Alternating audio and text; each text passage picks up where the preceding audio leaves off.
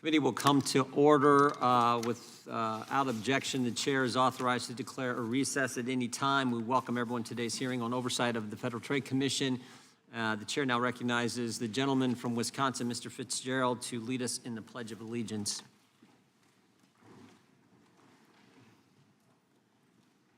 Allegiance to the flag of the United States of America, and to the republic for which it stands, one nation, under God, indivisible, with liberty and justice for all. Thank the gentleman. We begin today's hearing with, as we normally do, with opening statements, and then we'll get right to our witness. And we appreciate Ms. Kahn being with us, Chair Kahn being with us today. At a speech in Berlin in 2022, Chair Kahn told an audience that the challenges facing antitrust today were, quote, the result of a choice made 40 years ago to follow the misguided philosophy of people like Robert Bork. In other words, according to Chair Kahn, the prevailing view over the last 40 years, a bipartisan view, shared over more than 20 Congresses, 6 presidential administrations, and adopted and developed by all 50 states in their enforcement, is now somehow wrong. Consider that over those 40 years, the U.S. economy grew from about a $3 trillion annual economy to $25 trillion and was the single greatest period of wealth creation in human history. But everyone who oversaw economic policy for those 4 decades, according to the chair, was wrong. She knows better. She's trying to usher in a radical departure from the norms that made the American economy great to a system where her and her cronies have unchecked power over business practices in our country, untethered from any reasonable reading of precedent or statutory law. So we should ask now, over the 2 years into her tenure, how has her approach to antitrust been playing out as she heads one of those critical agencies in our government? The short answer is that it's been a disaster. She's pushed investigations to burden parties with vague and costly demands without any substantive follow-through or, frankly, logic for the requests themselves. She's centralized the decision-making at the commission within her office, eliminated any pretext of due process or transparency in that decision-making. Her approach is best characterized as one of intimidation followed by inaction. The best example of this, which was only brought to light because of our work on the Weaponization Select Committee, was her targeted harassment of Twitter. After Mr. Musk bought the company and following pressure from Democrat senators, left-wing activist groups, the FTC issued over 350 requests for information from Twitter.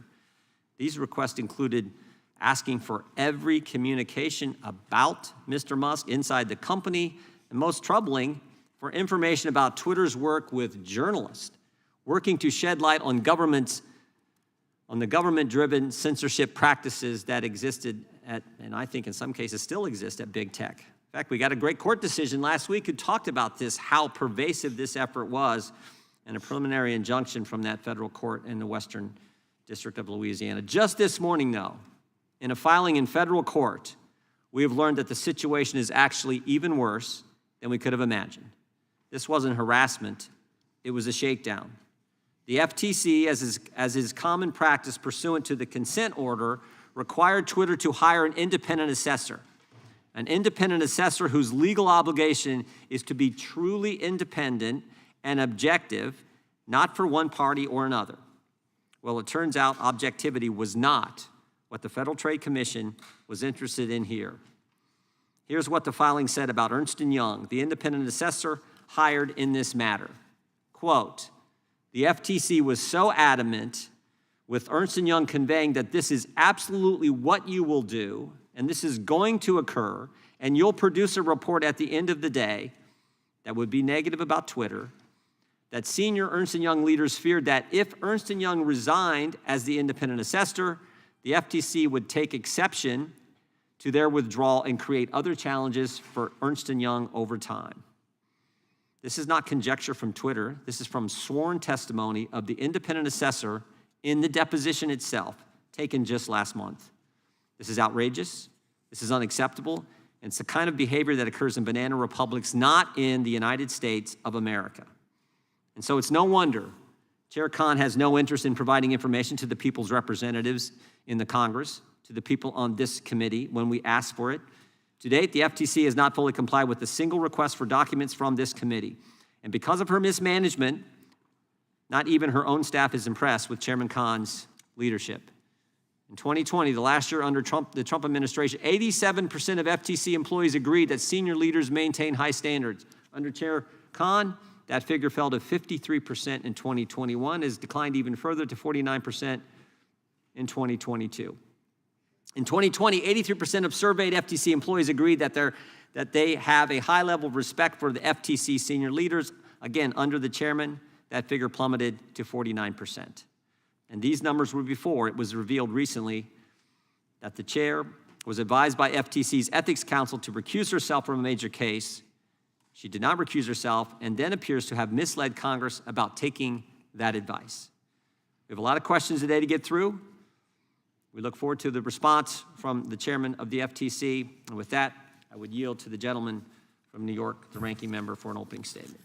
Thank you, Mr. Chairman. Mr. Chairman, since you brought up Robert Bork, I must say that I have thought for the last 40 years that the court's unfortunate following of Robert Bork's doctrines, upending all prior understandings of antitrust law, has resulted in a terrible misinterpretation of antitrust law and is directly responsible for the overconcentration of industry and the power of big business in today's economy.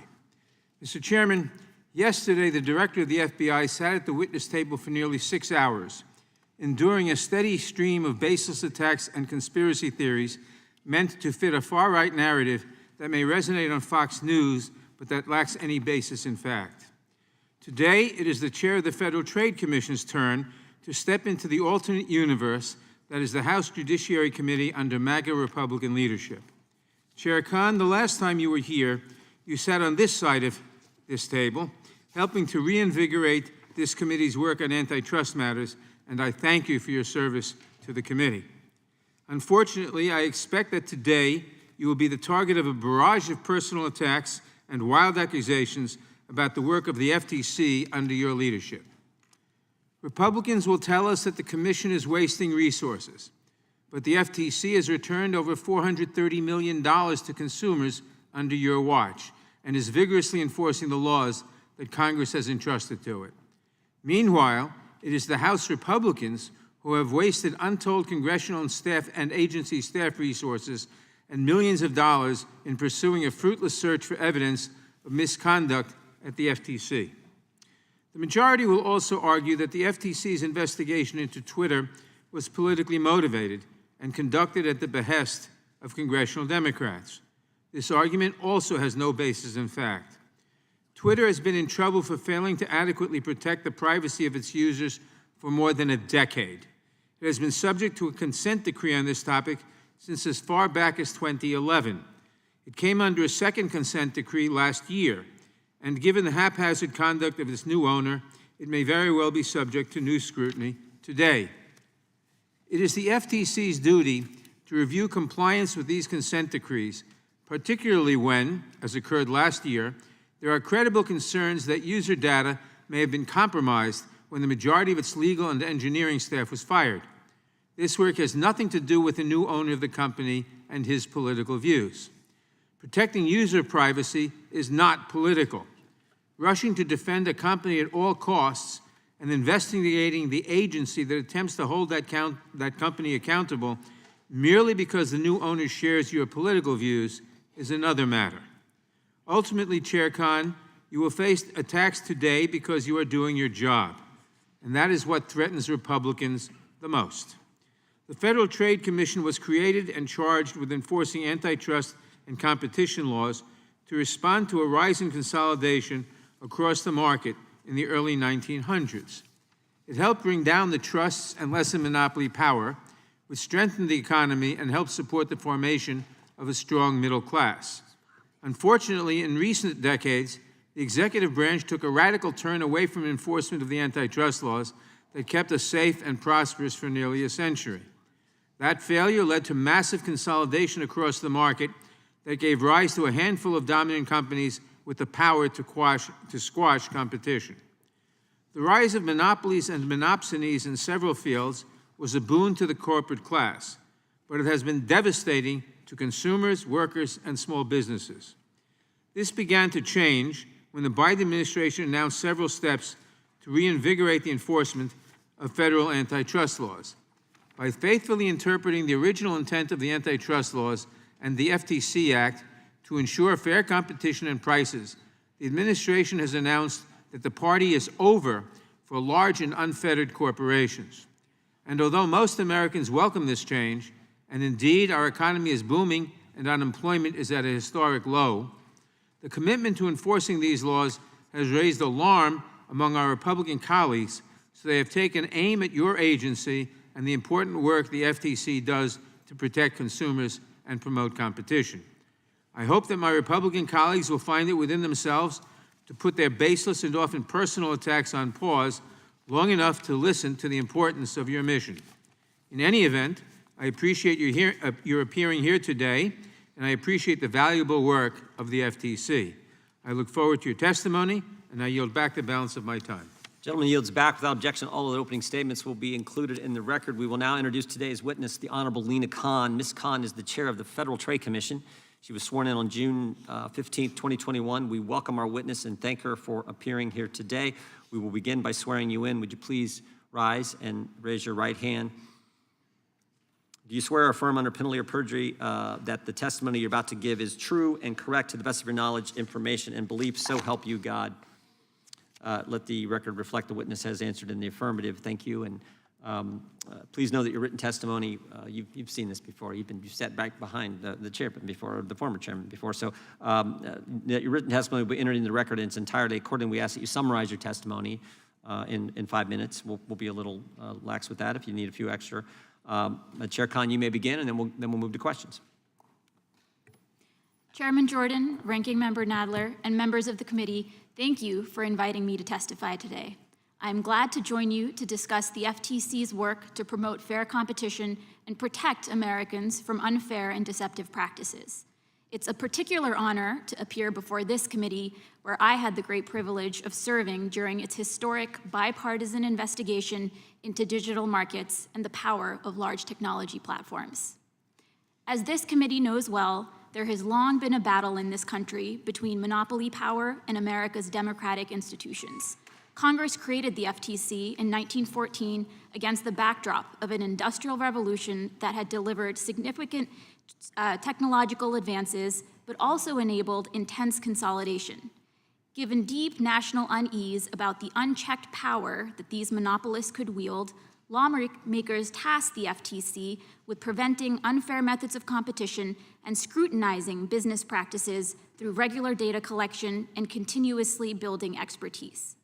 In the subsequent years, Congress has expanded our legislative mandate to include laws aimed at protecting consumers. With each of these efforts, Congress has redoubled its commitment to fair competition and to rooting out unfair or deceptive business practices.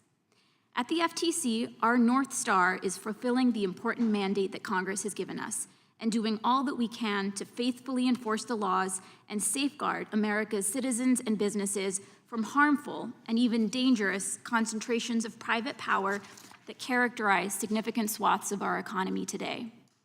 I am endlessly impressed by the talent and tenacity of the FTC teams, especially in the face of ongoing resource constraints and legal challenges to our authorities. Over the past 24 months, the FTC has moved to challenge major transactions that would have eroded competition in critical sectors of the economy, including defense, semiconductors, energy, digital markets, and pharmaceuticals. We are tackling anti-competitive practices, including those that harm American farmers, small businesses, and workers. Last year, the FTC and a bipartisan coalition of 10 state attorneys general charged the 2 largest pesticide manufacturers with unlawful schemes that prevented farmers from having access to cheaper products, costing them billions of dollars. In January, the FTC proposed a rule that would ban employers from imposing non-compete restrictions that lock in workers and collectively depress their wages by up to $300 billion, while also depriving startups and businesses of the employees they need to expand and compete. In the months since proposing this rule, we've received over 21,000 public comments, including from nurses and doctors, fast food workers, and hairdressers, who all told us about how non-competes had hurt their livelihoods and undermined their economic liberty. Already, several enforcement actions by the FTC have led firms to drop non-compete restrictions imposed on thousands of workers. The FTC also continues to use its tool to conduct market-wide inquiries. Last June, the Commission launched an inquiry into the practices of pharmacy benefits managers to shed light on the opaque operations of these large middlemen who can dictate pricing and access to life-saving drugs for millions of Americans. This inquiry follows thousands of public comments the FTC received explaining the real-life costs that can follow from PBM's current practices. One doctor, for example, recounted how delays in PBM approvals caused her patient to develop resistance to an otherwise effective treatment, ultimately leading to the needless loss of her patient's eye. In addition to these critical areas of work, we are redoubling our efforts to protect Americans' privacy and combat fraud, while also activating additional authorities that Congress has given us. We've brought actions to protect consumers from Made in USA fraud, protect military families from predatory financing, and protect addiction recovery patients from deception. We are fighting to protect the security of people's sensitive personal data and have obtained record monetary judgments, including the largest ever judgment to protect children's privacy. The Commission has also proposed rules to address some of the most widespread scams, like government impersonation fraud, Made in USA fraud, and fake online reviews. The agency is tackling junk fees plaguing American consumers and scrutinizing dark patterns that trick people into incurring unwanted charges or surrendering sensitive data. Our click-to-cancel proposal would require companies to make it as easy to cancel a subscription as it is to sign up for one. The FTC is also committed to fighting for people's right to repair their own products. The FTC has brought several major actions against companies for imposing unlawful repair restrictions, hurting customers and independent shops alike. In other words, the FTC is firing on all cylinders, fighting every day to protect the American people from unlawful business practices. These efforts reflect the extraordinary work of our agency staff, whose talent and dedication are second to none. It is a deep honor to serve in this role, and I am enormously proud to see how our enforcement actions and policy work are materially helping Americans in their day-to-day lives. In the aggregate, our work helps promote the open, competitive, resilient markets that have been the bedrock of America's economic success and dynamism throughout our nation's history. Thank you for the opportunity to appear before you today, and I am happy to answer your questions. Thank you, Madam Chair. We will now move to 5-minute question. The Chair recognizes the gentlelady from Wyoming. Like other federal agencies, the FTC has a designated agency ethics official known as DAO. On April 18, 2023, you testified before a subcommittee of the House Energy and Commerce Committee. At the hearing, Chair Rogers asked you, quote, "Are there any instances where you have not followed the DAO's advice?" End quote. You responded no, and you followed up by saying that you, quote, "have consulted with the DAO and taken actions that are consistent with the legal statements that DAO has made," end quote. On June 16, 2023, a Bloomberg journalist published a leaked memoranda written by the FTC's DAO analyzing Chair Khan's ability to sit as a judge in the FTC's review of Meta's acquisition of a company called Within. According to the ethics memoranda, the DAO, quote, "recommended you recuse to avoid an appearance of partiality concern pursuant to federal ethics regulations." Do you believe that you were completely honest and forthcoming with Congress when you asked if there were, quote, "any instances where you had not followed the DAO's advice," and you answered no? Yes or no? Yes, Congresswoman. Okay. In the letter that you sent to this committee yesterday evening, you claim that you received only oral advice from the DAO, but never saw the leaked memo until after you decided not to recuse yourself. First, it is unbelievable to me that you would not ask for written ethics advice on this particular topic. You admit that you have written ethics advice on other topics, but on this topic you claim you did not see the written memo.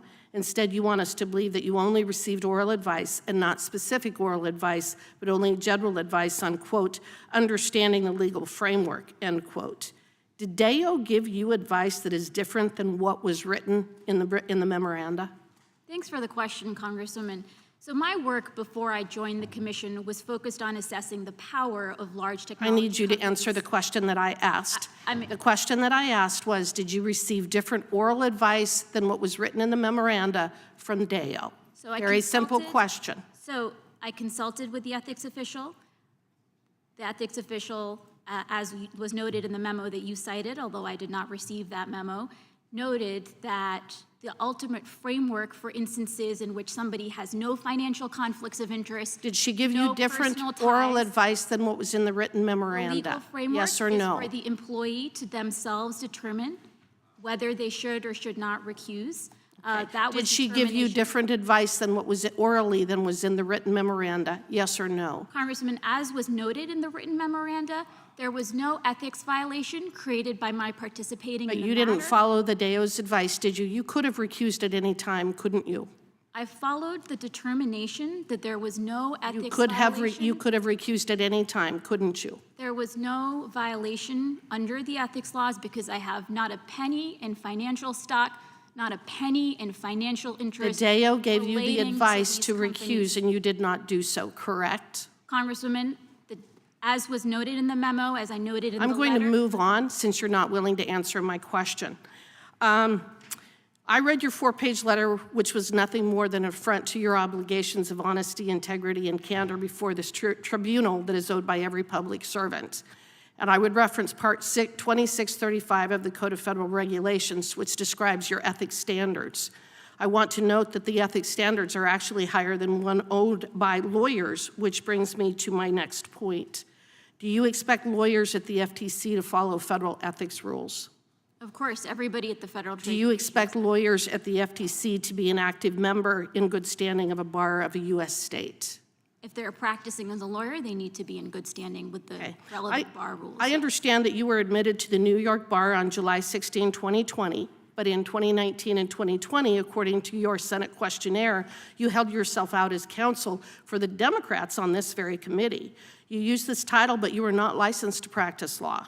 Counsel is a term reserved for lawyers, licensed lawyers. And in Wyoming, a person who in any manner holds themselves as competent to practice law without a license to do so is guilty of unauthorized practice of law. I believe the law in the District of Columbia where you held yourself out is similar.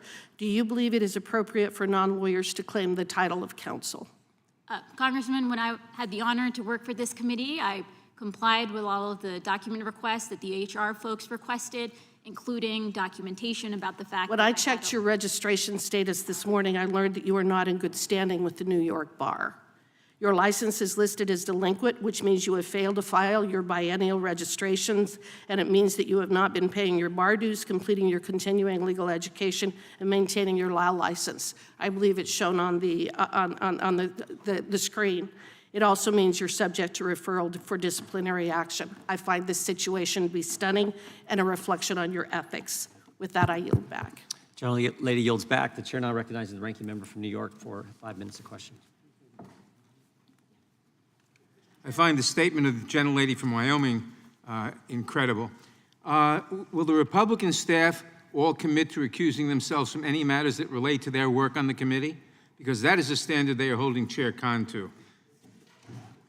Chair Khan, thank you for coming before our committee today. Under your tenure, the Commission has returned over $430 million to consumers and proposed a ban on non-compete agreements that would increase workers' earnings by nearly $300 billion a year, would save consumers up to $148 billion in health care costs, and would close racial and gender wage gaps by between 3.6% and 9.1%. What are some other ways that the Commission supports a strong economy? Thanks for the question, Congressman. So our work on the antitrust side is focused on ensuring robust competition. This has involved blocking mergers that we believed would have eroded competition, including in the defense industry, including in healthcare. We've brought a set of lawsuits alleging that certain types of hospital mergers would have deprived Americans of access to quality, affordable healthcare. We have a whole set of work underway focused on the fact that all too often drug prices are way too expensive for American people, and we're scrutinizing the ways in which potentially unlawful practices may be contributing to those high prices. We're also hearing directly, day in, day out, from small businesses, from independent grocers, independent pharmacists, franchisees, about the ways in which the FTC's work can help ensure that they have a robust open opportunity to compete in the marketplace and make sure that Americans are benefiting from robust competition. Thank you. And you have made it clear that antitrust enforcers like your own agency must be more active in enforcing the law and bringing high-impact cases, even if those cases ultimately are unsuccessful. Can you expand on this for us and share why you think having a strong cop on the beat is essential to a fair marketplace? Thanks, Congressman. I mean, I've been very clear that my worry has been about under-enforcement. Unfortunately, I think there were missed opportunities in the last few decades where all too often entire sectors were allowed to consolidate. That has now created markets that are closed off to competition. Recently, the Defense Department has been noting how this consolidation is also now directly undermining national security, where significant consolidation in the defense industrial base is harming our military and making it more difficult for us to compete globally. These are just some of the harms that we've seen from consolidation. Because of that, we think it's incredibly important to be vigorously enforcing the laws that Congress has charged us with enforcing. This includes the FTC's Act's prohibition on unfair methods of competition. It includes the Clayton Act. It includes the Sherman Act. There have been provisions of these statutes that unfortunately had been left dormant, and we are fully committed to reinvigorating the law and make sure that we are fully enforcing all of the provisions that Congress has charged us with enforcing. I know that I assume you also enforce the Salakifova Act. I know that you also support bringing court actions instead of reaching a settlement under a consent decree with a company that has broken the law. Why is this? So, Congressman, we assess every matter on a case-by-case basis. On the antitrust side, we have seen, unfortunately, instances in which certain remedies that were achieved in merger settlements unfortunately fail to fully protect competition in the ways that the agencies are required to do under the law. So certain behavioral commitments that firms made or certain divestitures really fail to preserve the competition that we're charged with safeguarding. As a result, we're learning from that experience and adjusting and modifying where needed. In some cases, that means bringing a lawsuit if a remedy that's being offered we don't believe will fully resolve the underlying competitive harms. In other instances, it means really improving and strengthening and tightening up the remedies that we are achieving. So it really depends on a case-by-case basis. Thank you. Despite claims from the majority that you did not follow ethics guidance, we know for a fact that under the law you have no conflicts of interest that would require you to recuse yourself, correct? Correct. And indeed, the designated ethics official instructed you correctly that the decision to recuse yourself is a personal one that you are charged to make, correct? That's right. And you also spoke with the General Counsel's office, who also stated that you do not have a conflict of interest that would require your recusal, correct? That's right, correct. And you do not own any stock in any corporation or have any personal ties that would require you to recuse yourself, correct? I have not a penny in any individual firm stock, correct? The Federal Trade Commission plays a critical role in protecting consumers, ensuring competition, and enforcing the laws we have entrusted to it. The agency has done this work for over 100 years, and I appreciate that it will continue to do so under your leadership. And finally, Mr. Chairman, before I yield back, I ask unanimous consent to enter into the record a copy of the letter from Lena Khan to the Honorable Kathy McMorris Rogers and yourself. Wow. Letter, I already have your one, and I appreciate it. That's fine. Without objection, so ordered. Thank you. I yield back. The gentleman from California, Mr. Kiley, is recognized for 5 minutes. Good morning, Ms. Khan. A few days ago, you lost another case. This was your challenge to the Activision acquisition. The Northern District of California, in an opinion by a Biden appointee, denied your request for a preliminary injunction. After what the court called a voluminous pre- and post-hearing written submissions, the court found you were not likely to succeed on the merits. You seem to be losing quite a bit, and I don't say that to be disrespectful, but these are, after all, taxpayer funds. You're now 0 for 4 in merger trials. The average win rate for the FTC in the modern antitrust era is around 75%. So I have to ask, why are you losing so much? Thanks for the question, Congressman. I should note, first of all, that the FTC has some of the best litigators around. And in the very trial that you mentioned, it was just phenomenal to see, and the judge herself personally commented on how the fact that the FTC, despite being totally out-resourced by some of these companies, was really able to go toe-to-toe in terms of legal talent and skill. And I'm enormously proud of our litigators. Well, I'm not sure the taxpayers are going to take much, delight in the legal talent and skill of enforcement actions that cost great taxpayer dollars and end in defeat. So the question is, why is your track record so poor when it comes to actually winning cases? Congressman, we've had significant success in the courts. There are a whole set of matters, including our case against Martin Shkreli, where the court found resoundingly in the FTC's favor, also banned Martin Shkreli for life from the pharmaceutical industry. We also had... Okay, so you're 0 for 4 in merger trials. And so when I was trying to figure out what's going on here, I found maybe a clue in an article from the New York Times, December 7th, 2022, which reported comments you made at a conference where you said this. You said, if there's a law violation and agencies think that current law might make it difficult to reach, there's a huge benefit to still trying. She added that any courtroom losses would signal to Congress that lawmakers need to update antitrust laws to better suit the modern economy. I'm certainly not somebody who thinks that success is marked by a 100% court record, you said. So this raises the question, Chair Khan, are you losing on purpose? Congressman, the key clause in the quote you mentioned was, if there is a law violation. We only bring cases when the facts before us lead us to believe that there is a law violation under the existing laws. On the merger front, there are a whole set of cases where we've won, including in instances where the parties abandoned and walked away after Okay, the you're 0 for 4 in filed merger a trials. So complaint. what did you mean when you said that any courtroom losses would signal to Congress that lawmakers need to update the antitrust laws? What does that mean? So there is an institutional dialogue, right, between enforcers, between Congress, between the courts. There's a century worth of antitrust back and forth between the agencies, between Congress. This very committee in the 1950s determined that the agencies were not bringing the types of cases that Congress was worried about in terms of monopoly power.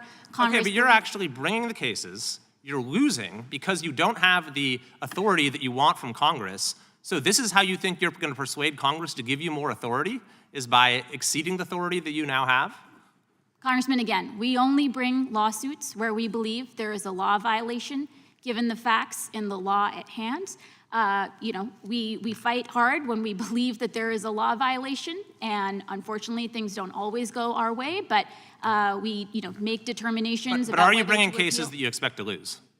Could you repeat Are that? you bringing cases that you expect to lose? Absolutely not. Okay, well, your track record seems to suggest otherwise. Let's look more closely at the Activision decision, though. The court first noted that in an attempt to lower your burden, you essentially made up case law. You couldn't find anything actually that's the courts have provided in terms of precedent, so you cited to your own FTC decision as precedent. But irrespective of the legal standard, the court, you probably wouldn't have won under any standard, because the court said this, that the FTC has not raised serious questions regarding whether the proposed merger is likely to substantially lessen competition, not raised serious questions. The court also not only rejected your assertion of a likely anti-competitive effect, but found just the opposite, that the record evidence points to more consumer access. So why should Americans have faith in your judgment when this Biden-appointed judge says you are so far off the mark? Congressman, this matter is still pending before the FTC in administrative adjudication, so I'm just going to be limited in what I can say about the merits. Our complaint lays out the staff's view of what this merger would result in and why that would be a law violation.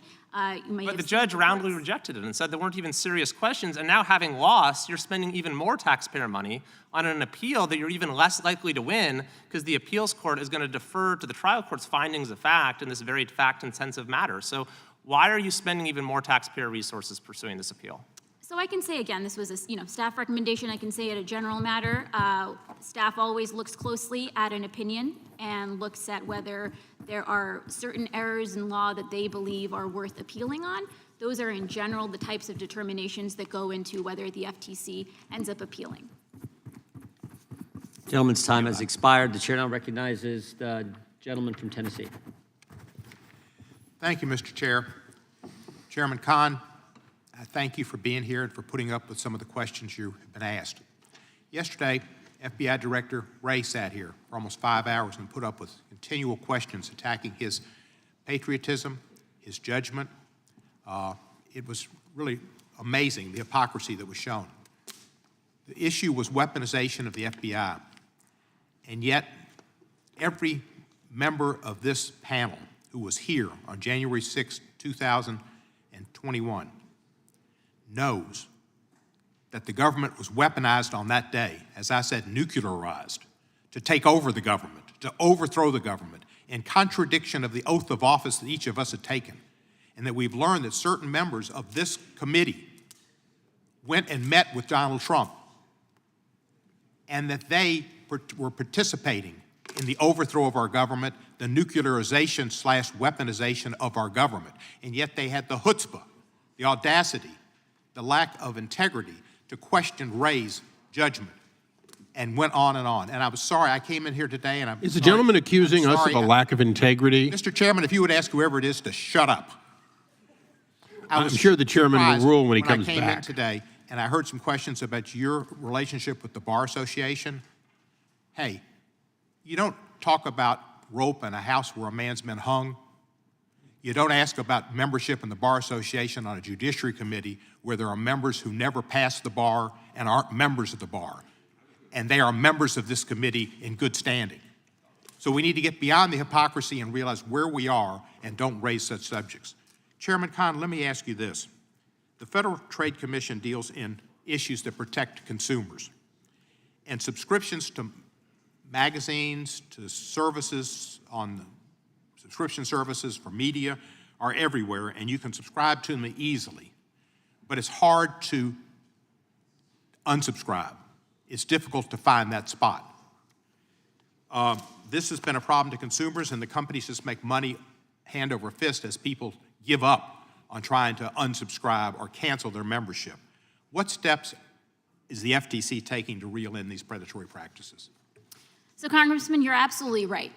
We have a complaint database where we hear directly from consumers. Oftentimes, we hear about significant frustrations about these subscriptions that are very easy to sign up for, but effectively impossible in some cases to fully cancel.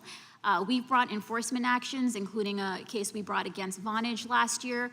We also recently proposed a rule. It's our click-to-cancel rule that required that companies make it as easy to cancel a subscription as it is to sign up for one. We've been collecting public comments. We're going to look closely at the record and determine how to proceed.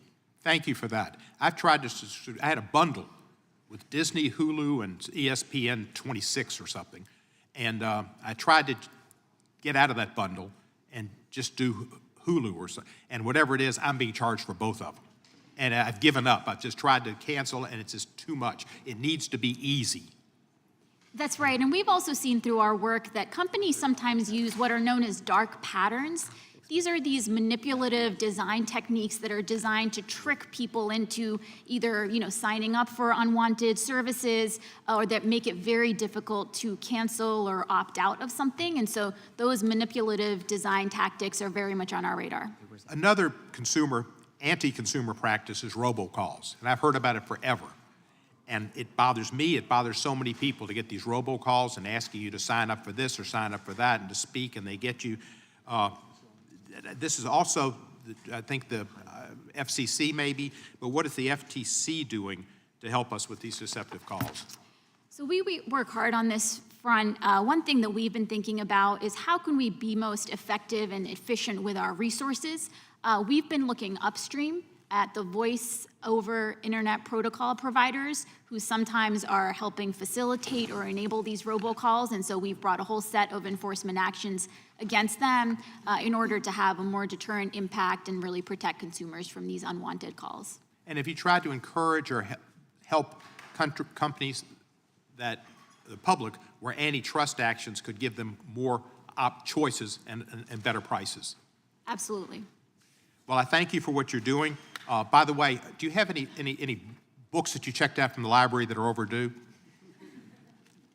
No. The public really cares about that. That's important. I yield back the balance of my time.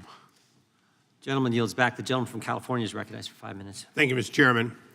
And On behalf of the committee, for the work that your 1,600 plus full-time equivalents do on areas like thwarting robocalls and your efforts to promote the right to repair, I want to thank the people at the FTC. Our beef, though, is not with much of the good work you do, much of which, as you said to Mr. Kiley, is successful in when you litigate. Our problem here today, my problem here today, is that you're a bully. You have $500 million to spend, and you choose to spend it promoting a policy that when you were a staffer sitting behind us, you seem to be very much into it. I believe you've taken the idea that companies should have to be less competitive in order to merge, that every merger has to be somehow bad for the company and good for the consumer, a standard that cannot be met. I will take, for example, Illumina, a situation in which they have had the audacity to tell you that a company that they spun off but still held major assets in, that asked to be reacquired so that a breakthrough non-competitive drug, a technology of detection of cancer could be promoted more quickly, one which has no current competitor, one which is not on the market. And yet you decided that a company with a market cap of about 10%, that of Pfizer, somehow would be anti-competitive if it assimilated a new, took on something that would be new, that it had helped internally produce before spinning it off. You're failing in that, you're going to fail. You then took on Microsoft. Microsoft's a big company. Everybody up here seems to want to beat on anyone that has over $1 trillion market cap. And when you served on the committee, you were big on, if you were over $1 trillion, we need to break you up or stop you. However, that merger that you lost the other day is one in which a protected market that Sony enjoys in Japan, a company that is already larger, needs competition. The reality is we are a global market, and you are thinking only of who you want to go after for some reason. And I cannot find your logic, and I believe that it begins at the top. When you blamed your staff and said staff decisions, shame on you. The fact is you run this organization, and its left turn came when you took over, not with the staff that many of whom would have already been there. Now, one of the things that beyond Illumina that gets me is, and this is my question to you, if cancer patients die because you had blocked the merger, which you didn't because they went forward over your objections and will continue to fight you, if cancer patients die because they don't have the money to bring this technology forward, where is the consumer benefited? And I know that you're going to say, Illumina is currently pending, we're still working on it, I can't answer. It's interesting, you can answer yes or no to the Democrats, but you can never answer simply to us. But I'll give you a chance. If something is not on the market and an organization of two companies say we want to merge to bring something to the market, where does the FTC see anti-competitiveness? Briefly, if you can answer. So before I answer, I should just note, if anybody asks me on either side about an ongoing No, matter, please I will answer not my be question. able My to- time is I will limited. not be able to answer about ongoing adjudicative Okay. proceedings. Relating to the matter that you mentioned, I was not at the commission when it was voted out. There was a recent commission opinion. In that opinion, we lay out our view, that was voted out unanimously. We laid out our view about how the antitrust laws apply in nascent markets. There is significant case law around how it's incredibly important to be protecting competition, not just in well-established markets, but especially in nascent markets. So let's go back through this. Your opinion, the opinion whether you inherited it or not that you seem to bear, is that in the future there could be a failure to have competition in a market that has not yet occurred. If people have to meet a standard of your hypothetical market will not develop because we have to predict the future. If your ability to predict the future is so good, how is it you could not predict that you were going to lose 4 out of 4 cases? How is it you can predict the future of markets when in fact the stock market can't even do it? I would contend that you have overstepped your boundaries and your $500 million budget is being wasted. And I, for one, will not support your $160 million increase as long as you do not stick to those things which you do well, which the FTC has a responsibility, and for those robocalls that, in fact, you have never managed to stop. And with that, I yield back. Gentleman yields back. The gentleman from Georgia is recognized. Thank you, Mr. Chairman, and I want to commend my colleagues on the other side of the aisle in the 118th Congress in diversifying the membership on their side of the aisle, but frankly, we haven't done enough.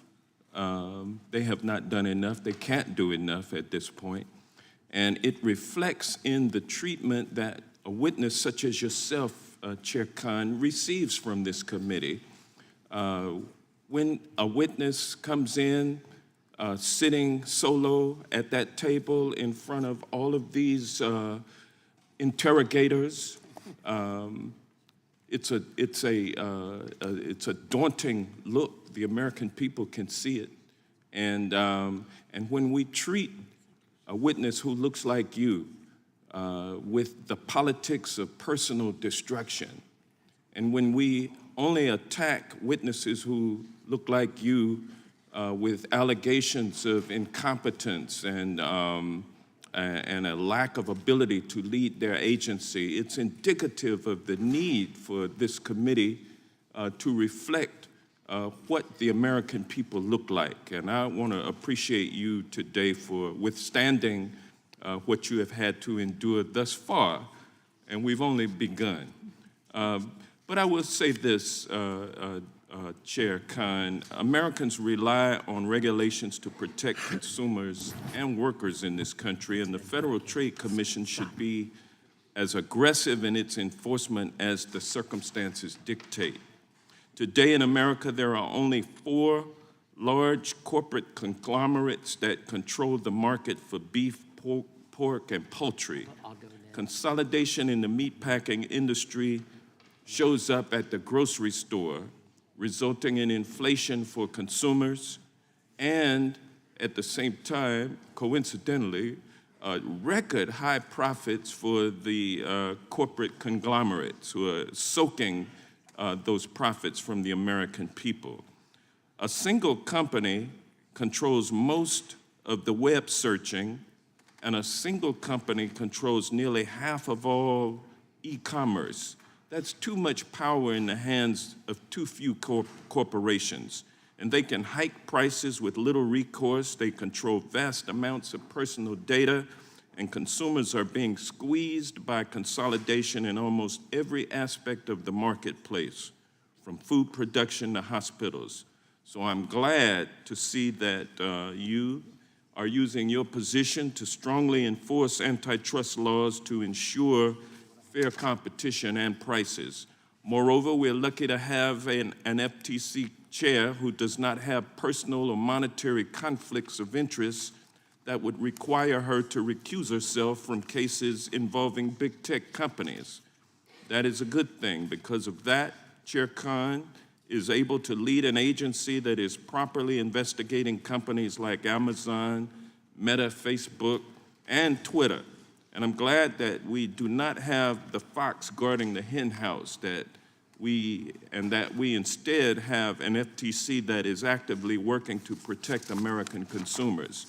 Now, I want to ask you, Chair Khan, pharmacy benefit managers manage prescription drug benefits on behalf of large insurers, large employers, and other payers. However, this middleman role allows PBMs to artificially inflate the prices of drugs that individuals must pay for critical medications, resulting in consumers having to pay almost 20% more for generic drugs. And the market for PBMs is an area of the market that is highly consolidated, with just 3 PBMs controlling 79% of the market. What can the Commission do to ensure the market for pharmacy benefit managers is competitive and fair so that Americans can afford their prescription drugs? This is an area where we're looking very closely. We issued a policy statement last year unanimously noting some of our concerns in the pharmacy benefit management space. In addition to the consolidation that you mentioned, we've also seen vertical integration. So these PBMs have also now expanded into insurance. Sometimes they're competing with the very pharmacies that are dependent on them. We've heard that that can create conflicts of interest. We've also heard that these PBMs demand rebates in ways that may be denying patients access to more affordable drugs. So we've put the market on notice that we are looking at these practices closely. If we find law violations, we won't hesitate to act.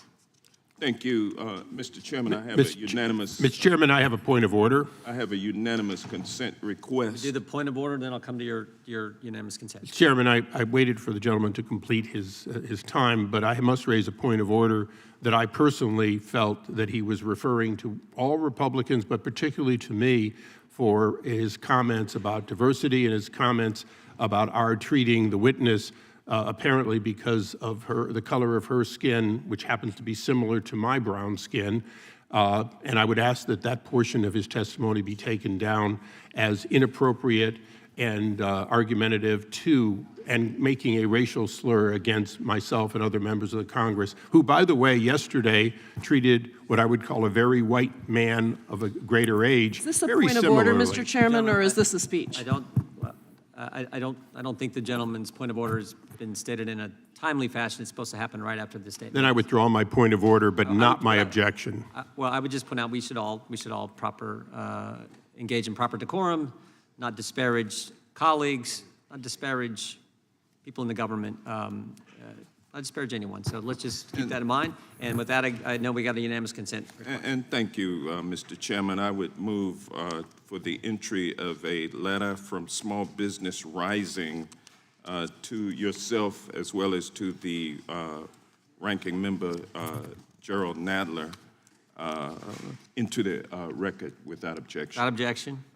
And I'd also like to take, if the chair will allow me to, the opportunity to simply clarify to my friend Briefly. Chair Issa that no personal affront was intended. This was directed at the entire panel. We got that. We got that. The chairman recognizes the gentleman from Wisconsin. That makes me feel good, Mr. Johnson. Thank you. Chair Khan, thank you for being here today. Last December, I sent you a letter along with several of my colleagues asking about the FTC's consideration of environmental, social, and corporate governance factors, or ESG as it's known, in merger enforcement. I appreciate that you had a prompt response in answering that FTC would not support conditioning the approval of the unlawful merger on the adoption of a particular set of ESG policies or commitments. While pleased with the first part of the response, you did not answer whether you would block a merger if it met traditional competition criteria but falls short of some standard on ESG goals. Can you commit that ESG criteria will not play a role in a decision by the FTC to block a merger? Microphone, please. Apologies. We look at the text of the statutes, which tell us to block mergers if they substantially lessen competition or tend to create a monopoly. That's what we look at. Again, if companies make certain commitments to us about social justice commitments or ESG commitments, those are irrelevant to us. Okay, thank you. Since becoming chair, have you ever communicated using Signal, WhatsApp, or through a different encrypted messaging app on matters principally related to antitrust or consumer protection policy, FTC enforcement actions, press, political strategy, or any official communication? In particular, I'm interested to see if you've had any communication with Senator Warren, states attorneys general, or outside groups. Congressman, the FTC has a very clear policy requiring that any FTC business relating to substantial matters be conducted only on authorized FTC devices, and I fully comply with that policy. Did you have any communication with your now senior advisor, Ms. Sarah Miller? Sarah Miller works for you, is that right? Ms. Miller joined my staff earlier this year, correct? While she was in her role at the Economic Liberties Project, regarding the decision to air attack ads on members of this committee, including myself, for our opposition to the FTC's proposed non-compete rule. Congressman, I talked to a lot of people, but I'm never involved in those types of discussions. So you weren't involved in the idea to, in fact, go after members of this committee in their districts? Congressman, we're really excited about this proposal. We're accepting a lot of public comments. We're eager to hear from members of Congress. I've talked to many of you about the proposal. We're eager to hear your feedback and input. It was announced last night that you intended to break 30 years of precedent by challenging the court's ruling in the merger of Microsoft and Activision.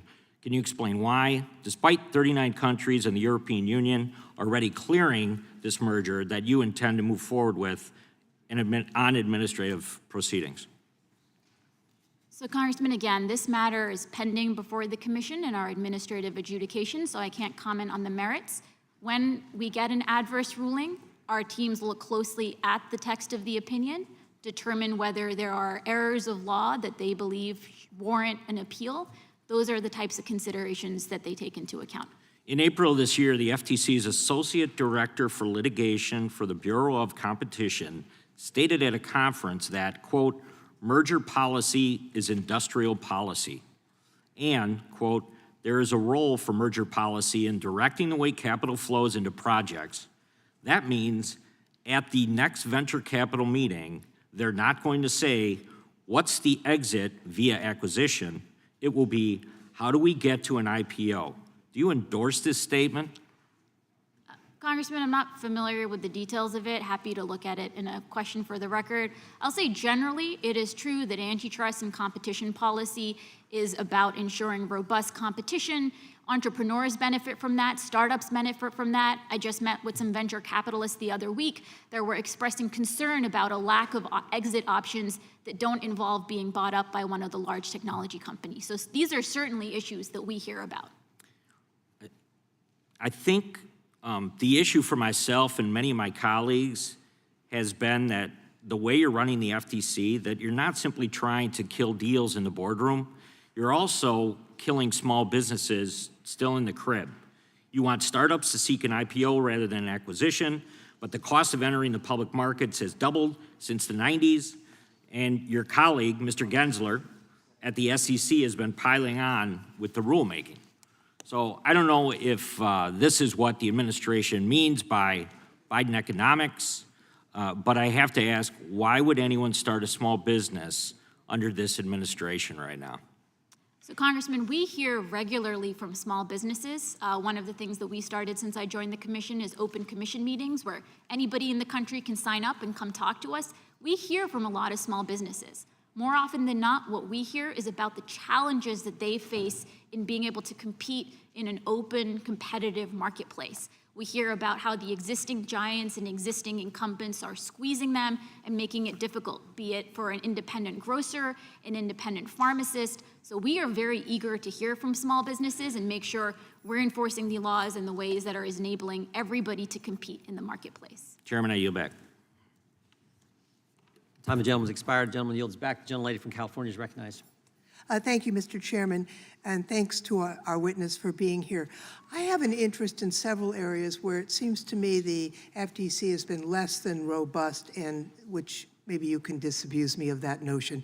First, in the area of swipe fees. Visa and MasterCard have more than 83% of market share. This is, Congressman Gooden and I introduced the Credit Card Competition Act of 2023 to introduce competition. Our small businesses pay a higher swipe fee than people do in other developed nations, and I'm wondering whether the FTC will be having an active engagement in this area. I'm also concerned about the issue of consolidation in the grocery sector. These large companies have the power to secure preferential pricing and treatment from suppliers to the detriment of independent grocers. Now, recently, Mr. Tiffany and I led an appropriations request for $10 million specifically for FTC enforcement of the Robinson-Patman Act. I'm interested in what you can tell us about FTC and Robinson-Patman. I also have long been a champion of right to repair. Congressman Ice and I recently introduced a legislation to limit the enforcement period of design patents so that monopolies cannot prevent individuals from repairing their own what they own. The Nixing the Fix report was before your tenure, but I'm interested in what FTC is interested in doing in this area going forward. And finally, Congresswoman Eshoo and I introduced what I think is the toughest online privacy act that's ever been introduced in Congress. It simply prevents companies from collecting data so they cannot then use it to manipulate Americans. I'm interested in what actions the FTC is going to take to minimize data minimization, which I think is a key to data security, privacy, and also helpful in competition. So on your first point, just a few months ago, the FTC announced an enforcement action against MasterCard. We alleged that there was a violation of the Durbin Amendment and that MasterCard had engaged in unlawful tactics to block competing networks and really stifle the competition that Congress has sought to encourage in this market back in 2010, because I think you're absolutely right. We still see fees that are much higher than what we see in sectors where you have more competition. Robinson-Patman and reinvigorating enforcement of it is a top priority. We've certainly heard from independent grocers about the ways in which differential treatment and discriminatory prices may be squeezing them and disfavoring them, making it difficult to compete, especially in parts of rural America. That's something that we're looking at closely. We also, several months ago, launched a market inquiry looking at supply chain disruptions and the degree to which that type of differential treatment may have contributed. On right to repair, this has been a big area of focus for us. In addition to the great staff report you mentioned, we also issued a policy statement. We followed up with several enforcement actions, including one against Harley-Davidson, one against Weber. Since then, we've also been working with state legislatures, several of whom are also considering right to repair legislation. Just the other month, one of our staffers went to California to testify before the state Senate there to give input and feedback on their legislative efforts in this area. So we're bringing our own lawsuits, but also looking to serve as force multipliers where other legislators are looking to be active. Ensuring robust privacy protections for Americans is a top priority. We've been extraordinarily active in this area, especially when it involves children's privacy. We brought a enforcement action against Epic Games because we found that certain lax privacy policies that they had in place were endangering children. We've also been looking at people's sensitive health information and instances in which companies are collecting health data for the purpose ostensibly of providing health services, but then are turning it around and making it available for advertising. And we're also looking at geolocation data. We have a lawsuit pending in Idaho against a data broker called Kochava, where we allege in our complaint that its practices allowed companies to track and get very sensitive geolocation information on consumers in ways that revealed whether they were going to church, whether they were seeking certain types of health services, whether they were seeking addiction recovery facilities, very sensitive data. So that lawsuit is still pending. Thank you, Mr. Chairman. I see my time has expired, and I yield back. Gentlelady yields back. Chair recognizes himself. Madam Chair, why are you harassing Twitter? Congressman, thanks for the question. As you might know, the FTC's work on Twitter goes back a decade. Back in 2009. I'm not talking about a decade. I'm talking about now. 12 demand letters in 10 weeks, over 350 separate requests you've demanded of Twitter. Why are you harassing them? Twitter has a history of lax security and privacy policies. You've asked for every single communication relating to Elon Musk, not communications that he just sent to someone or communications he received, but any time he's mentioned. That actually seems more than harassment. That seems like almost an obsession. Why such an intense focus? So, Congressman, again, it was found that Twitter's lax privacy policies allowed unauthorized users to co-opt Twitter accounts, including that of Fox News. Subsequently, Twitter voluntarily entered into a consent order with the FTC. Here's what you wrote in December. Madam Chair, here's what you wrote in December. Identify all journalists and other members of the media to whom Twitter has granted access since Musk bought the company. You want to know the name of every journalist a private company has talked to? Think that's consistent with the First Amendment? Congressman, as a former journalist, I take extremely seriously the valuable work that they do and understand that there can be instances in which government action is unjustifiably Particularly, Madam Chair, if I could just interject, particularly in the context here. I mean, it's bad enough if you got government asking a private company about who are the journalists you're talking to, you name 4 of them and say, we want the other names of any journalists you may in fact be communicating with. That's bad enough, and I think a threat to the First Amendment, freedom of the press. But in the context of giving us information about how government had suppressed speech on these platforms, that's the context you're asking for. I think that's particularly troubling, don't you? Congressman, the consent decree that we have prohibits Twitter from sharing personal information with third parties. When we read in the papers, like everybody else, that Twitter may have granted access to third parties, that's what our teams were seeking information about. Again, this is a company whose history with the FTC goes Madam back Chair, a decade. we got limited time. Madam Chair, who is David Roque? Could you repeat that, Congressman? David Roque, R-O-Q-U-E. Who is David Roque? I'm not familiar with You that. deposed him last month, June 21st, 2023. David Roque is the independent partner for Ernst & Young's independent assessment of Twitter's program. That's part of this consent decree. Do you know what Mr. Roque said in that deposition? I'm not aware. Okay, let me read it for you then, because I think it's pretty important. Mr. Roque testified, again, in front of your lawyers, you deposed him, testified that FTC's conduct made him feel as if the FTC was trying to influence the outcome of the engagement before it had started.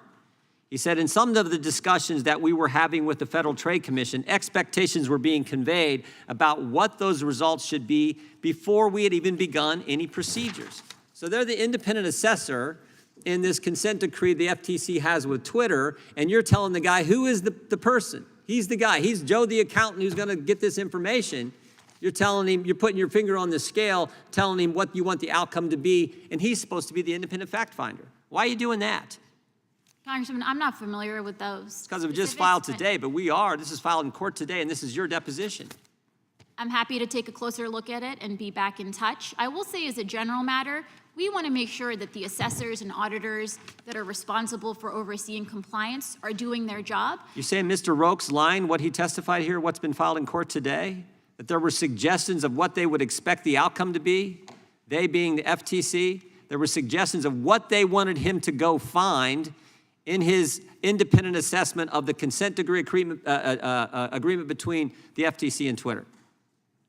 Again, I'm happy to take a close look and we can be back in touch with you about that allegation, but our staff are consummate professionals. When they conduct these investigations, they're focused on determining whether there was a violation. Is your attack on Twitter, harassment on Twitter, is that based on the fact that all kinds of Democrats have asked you to do this and frankly some things that you've written about dealing with, quote, disinformation? Does that have anything to do with it, Ms. Khan? Congressman, we make only independent determinations about whether there were law violations. The statement from Chairman Nadler, the statements from the letter, the press release and the letter from 7 Democrat senators that had no impact on it, that's not why you're doing it? Absolutely not. We look very closely at the specific matter at hand. Again, 12 Twitter demand is- letters in 10 weeks telling the independent assessor, hey, put your finger on the scale, this is the results we want. That's not harassment, and it had nothing to do with the fact that every Democrat in this town seemed to be telling you to go after Twitter. Our focus is on protecting people's privacy and security. Twitter has sensitive data on 150 million Americans, including private messages. We need to make sure, especially given its history going all the way back to 2010, we're doing everything to make sure Twitter is complying with the order. That's fine. Don't put your finger on the scale, and don't attack the First Amendment and the rights of journalists. Mr. Chairman, That, point of order. I yield back and recognize the gentleman from California for 5 minutes. Thank you. Madam Chair, thank you for your testimony today, and thank you for the refreshing and aggressive approach you're taking to ensure competition. In my view, we have reached a dangerous point in this country where there has been a tremendous concentration of corporate power at the expense of working families. The challenge we face today is not that people aren't working. People are working. The problem is they're not making enough to get by. And part of that is the result of this concentration of power in corporate hands, the likes of which I don't think we have seen in our history. So I appreciate the work that you're doing. I want to ask you in particular about an issue I've written to you about that concerns me, and that is consolidation among the large grocery stores, the large grocery chains. This has the potential of not only having an adverse impact on price, but also having an adverse impact in the form of job losses, in the form of creation of food deserts impacting communities. I would, if you're able to share your thoughts in terms of that particular merger, great. If you're not, I would ask more generally what you're looking at in terms of impacts and also vis-a-vis the narrowness of the doctrine that focuses only on consumer prices. Would that prevent you from looking at other criteria such as the impact on communities and the impact on workers? So we seek to take a 360 view to make sure we're fully understanding how a particular merger may be lessening competition in ways that are harming consumers, but that may be hurting suppliers. In the context of grocery mergers, we really take care to make sure we're looking at all sides. As you noted, there is a pending investigation that Kroger Albertsons have disclosed. The FTC is looking at their proposal. I think you're absolutely right, though we've seen the consolidation in the grocery sector can have devastating effects for communities, contributing to food deserts. One practice that is also on our radar is the way in which grocery chains can be using what are known as restrictive covenants to try to lock out competition geographically, which may also be contributing to these food deserts. So we're looking at that closely, and we want to make sure that we're enforcing the antitrust laws in ways that are serving all communities. Well, I appreciate that. I have grave concerns about the Kroger-Albertsons merger and the impact on the communities that I represent and many others throughout California and the country in terms of impact on workers, on prices, and on communities. Let me just turn to the issue that the chairman was just raising with you. You didn't get much of a chance to elaborate on the privacy and security problems at Twitter and how they could impact the privacy of millions and millions of Americans.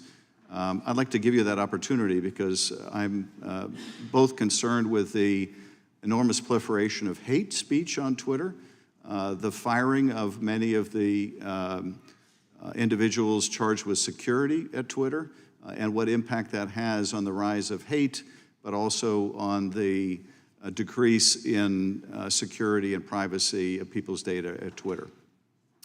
So again, we're squarely focused on the privacy and security implications of any decisions that may be made. As I noted, Twitter's history with the FTC goes back over a decade, where serious security and privacy lapses led to personal information being compromised.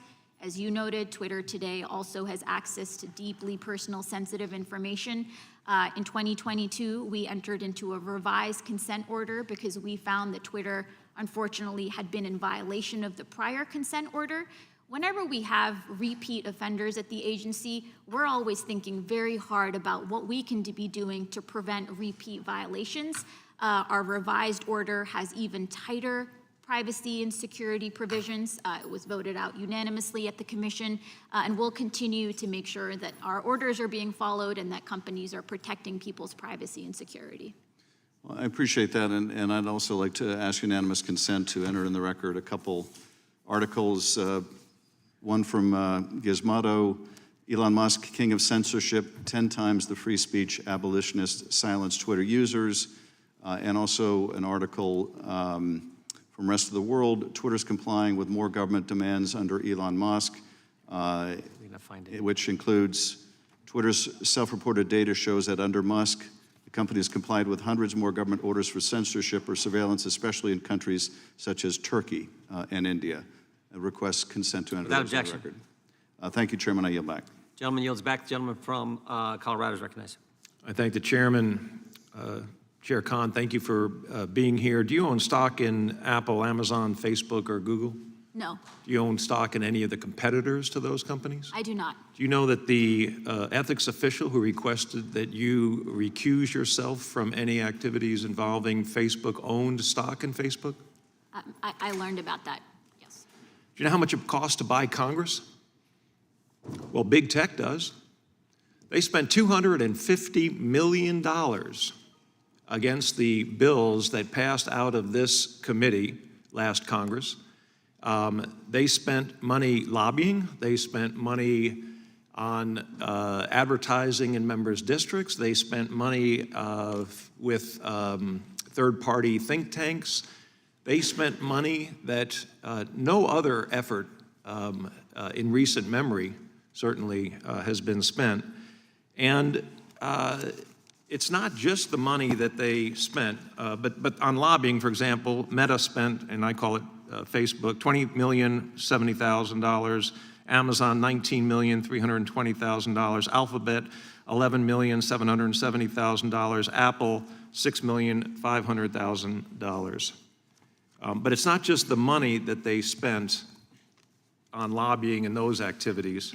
On June 18th, 2021, just 5 days before the markup hearing of the big tech bills in this committee, Paul Pelosi, Nancy Pelosi's tech investor husband, bought 4,000 shares of Alphabet via a call option in which he promised stocks at a later date at a price of $1,200 a share. A month later, now this is after we've passed the bills, but Nancy Pelosi, the Speaker, sent Steny Hoyer, the Majority Leader, to the press to tell the press that these bills were not ready for the floor. A month later, the stock price rose to over $2,500, making Paul Pelosi $5.2 million richer without spending a penny.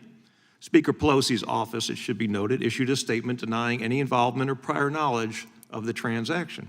The fact remains that she refused to bring to a vote on the House floor those bills. Bills that resulted from an 18-month-long investigation.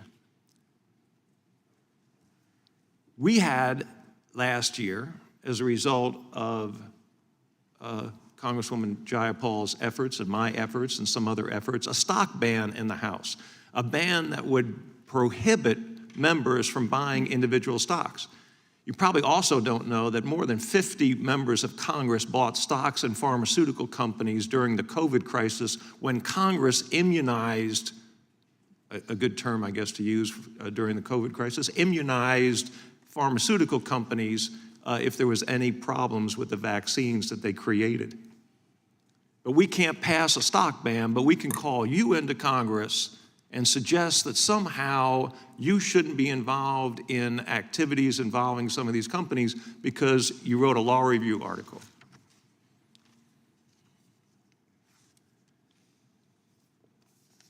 Do you have a child?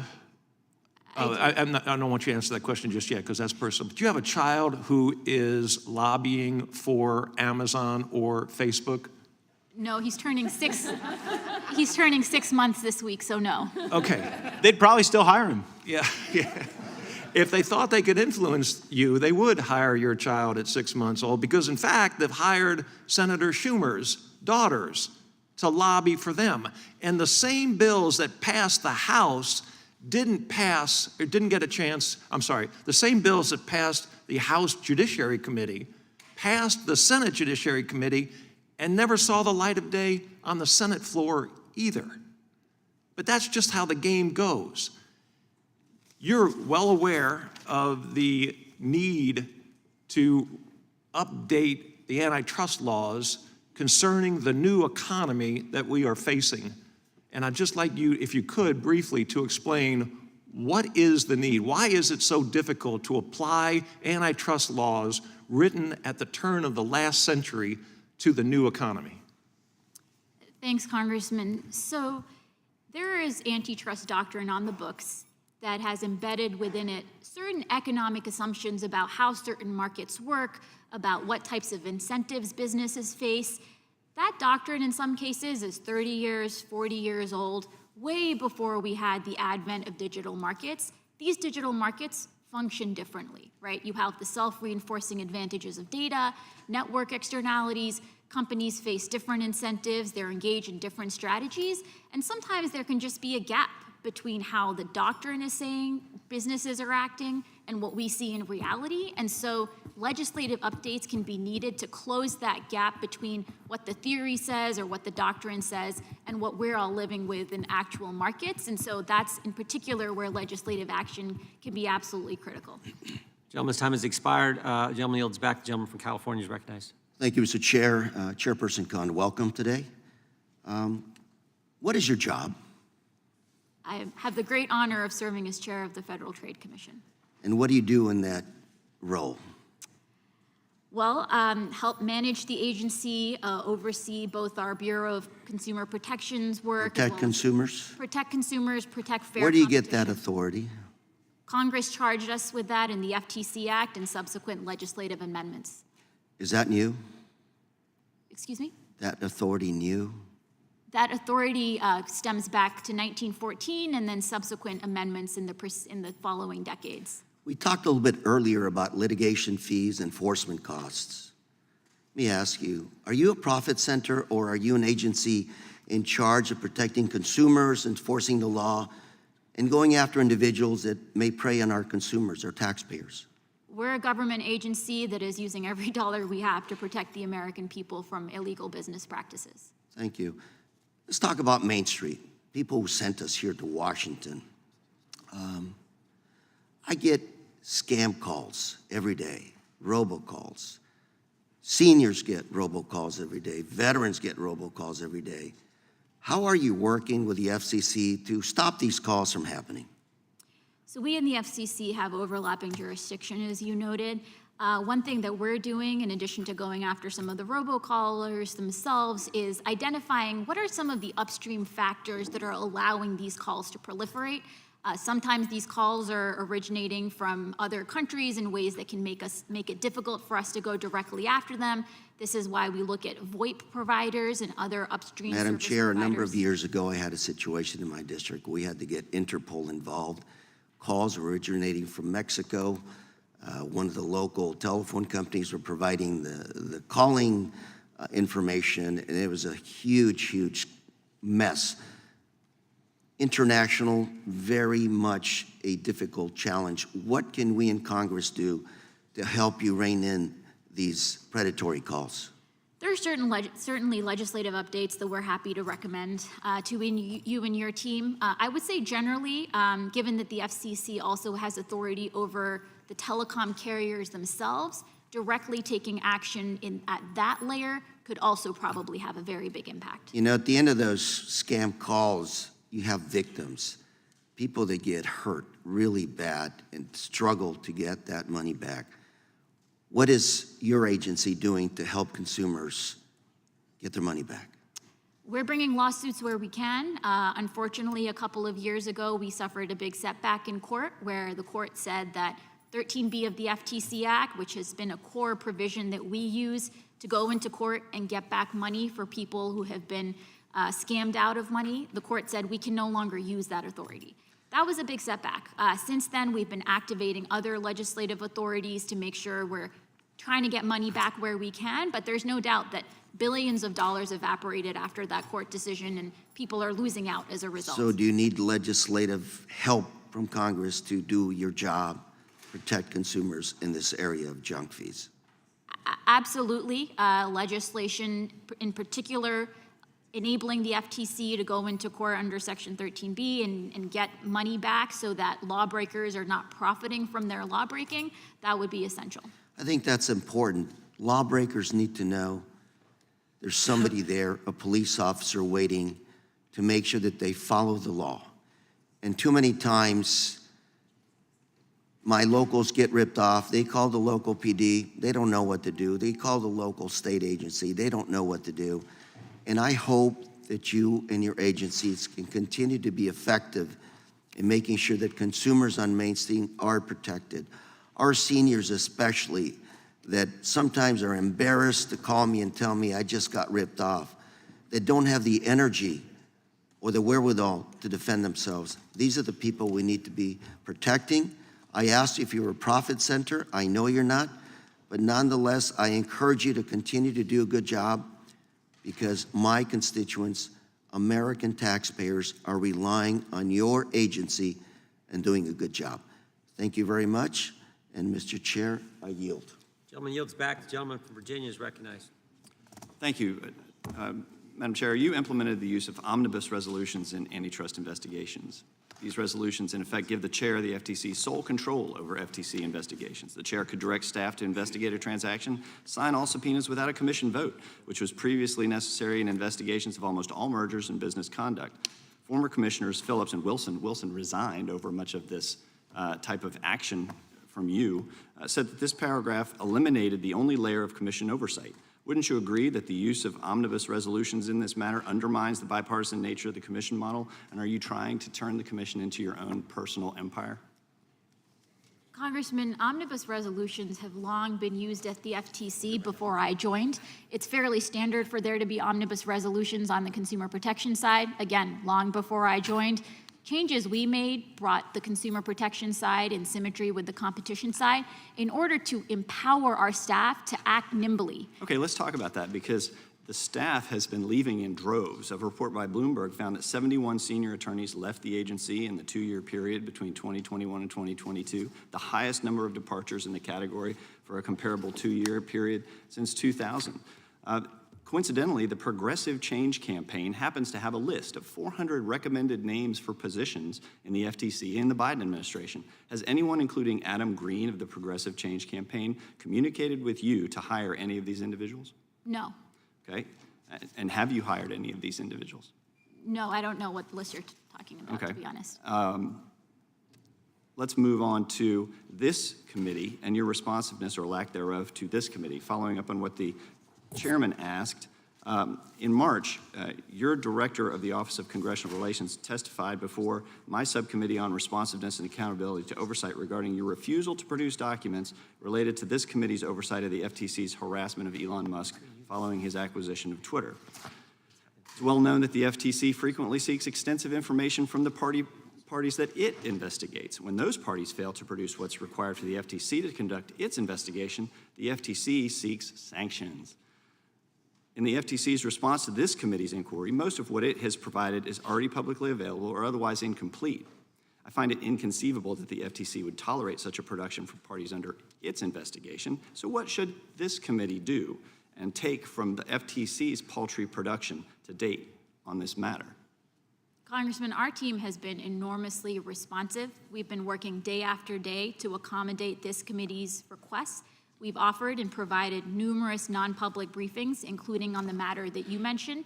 It is true, when we have an ongoing law enforcement investigation, there are additional considerations we have to take into account to make sure we're not compromising law enforcement or chilling any of the free speech of the third parties that communicate with us. Does that include communication through non-governmental email accounts? Because in the limited materials that you provided, we can see that your staff communicated using Gmail accounts.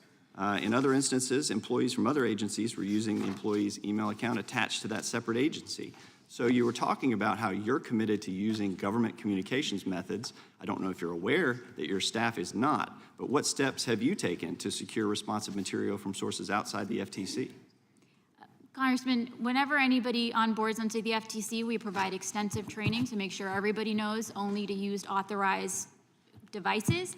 If sometimes inadvertently there is a message that pops up somewhere else, you're supposed to forward it to your FTC email, and I imagine that's why it was actually captured in those productions. Okay, you asked Congress for a historic budget increase of $160 million, or 37%, citing staffing shortages, which you're largely responsible for, and insufficient resources.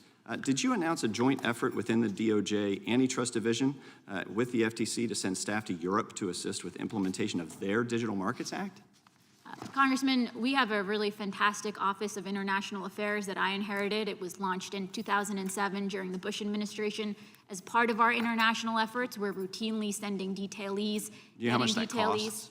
Excuse me? How much does it cost to send staffers to Europe? I don't know off the top of my head, but we're happy to provide that information if it would be helpful to you. Okay, well, due to the rank partisanship that's come up in your agency, the fact that you all are ignoring congressional requests for information and the wastefulness that we've seen, I know that the Appropriations Committee is marking up your budget as we speak, and they are seeking a 25% reduction in funding for the FTC today. Actually, the Appropriations Committee is going to be passing that government funding bill. So Actions have consequences, Madam Chair, and you're about to see what consequences your actions have had. I yield back. Gentleman yields back. The gentlelady from Pennsylvania is recognized. Thank you, Mr. Chairman. Chairwoman Oh, I'm Connor- sorry. I was told. Sorry, I Mary Kay. was just told that too and forgot. The gentlelady from the other side of the country is recognized from the state of Washington. Thank you, Mr. Chairman. Chair Khan, as head of the Federal Trade Commission, I would just like to thank you for the FTC's investigations and enforcement actions that protect small businesses and hardworking Americans and promote competition. You have done what few before you have dared to do. Few before you have had the courage to take on big corporations who use their endless lobbying money to hurt Americans with more fees, less transparency, and higher costs. You're taking on big tech and the monopoly powers that allow them to use our data and snuff out small business competitors. That was something that yesterday I got a lot of bipartisan praise for in taking on Director Wray at the FBI around privacy. You're doing the same thing, and there should be more people like Representative Ken Buck talking about that on this committee, talking about the efforts that you are making to finally put teeth into protecting consumers, and I am grateful to you. In fact, I think it's precisely because of your success, your courage, and your integrity that you are receiving all these baseless attacks on your character. So just for the record, here are the facts. It was FTC ethics official L'Oreal Pankey who owned stocks in Meta when she recommended that Chair Khan recuse herself from investigating Meta, Facebook's parent company. In contrast, Chairwoman Khan owns no stocks in big tech, not one penny, and a federal judge ruled that her stances do not constitute a conflict of interest. So I want to thank you to your integrity and your commitment to mission, which is precisely why the president appointed you to head the FTC. Now, I want to spend my time talking about your accomplishments, the FTC's accomplishments under your leadership. 1 in 5 workers are affected by non-compete clauses, which essentially means that employers restrict or ban workers in their employment contracts from freely switching jobs, just for the average person who's out there listening. The FTC is currently working on banning these non-compete clauses. Can you explain in plain language why your agency proposed this rule to ban non-compete clauses? I'm happy to, Congresswoman. I would be remiss if I didn't know you mentioned our ethics officer. From working with her, I know our ethics officer to be a dedicated career professional who serves the agency with nothing but its best interests at heart. I understand in that instance she sought guidance from the Office of Government Ethics and acted consistently with it. On non-competes, so these are clauses that lock in workers and prohibit them from being able to seek an alternative job with a competitor for a period of time and oftentimes geography limits. We've seen from our work that these clauses suppress worker wages to the tune of $300 billion. And they also make it difficult for startups and entrepreneurs and new businesses to enter and compete, and that's why we've proposed this rule. And what types of workers are going to benefit from the implementation of that rule? At the proposal stage, it would be everybody. We've heard from gardeners, journalists, healthcare workers, fast food workers, engineers, scientists. I mean, these non-compete clauses have really proliferated across markets and across our economy in ways that are now hurting everybody.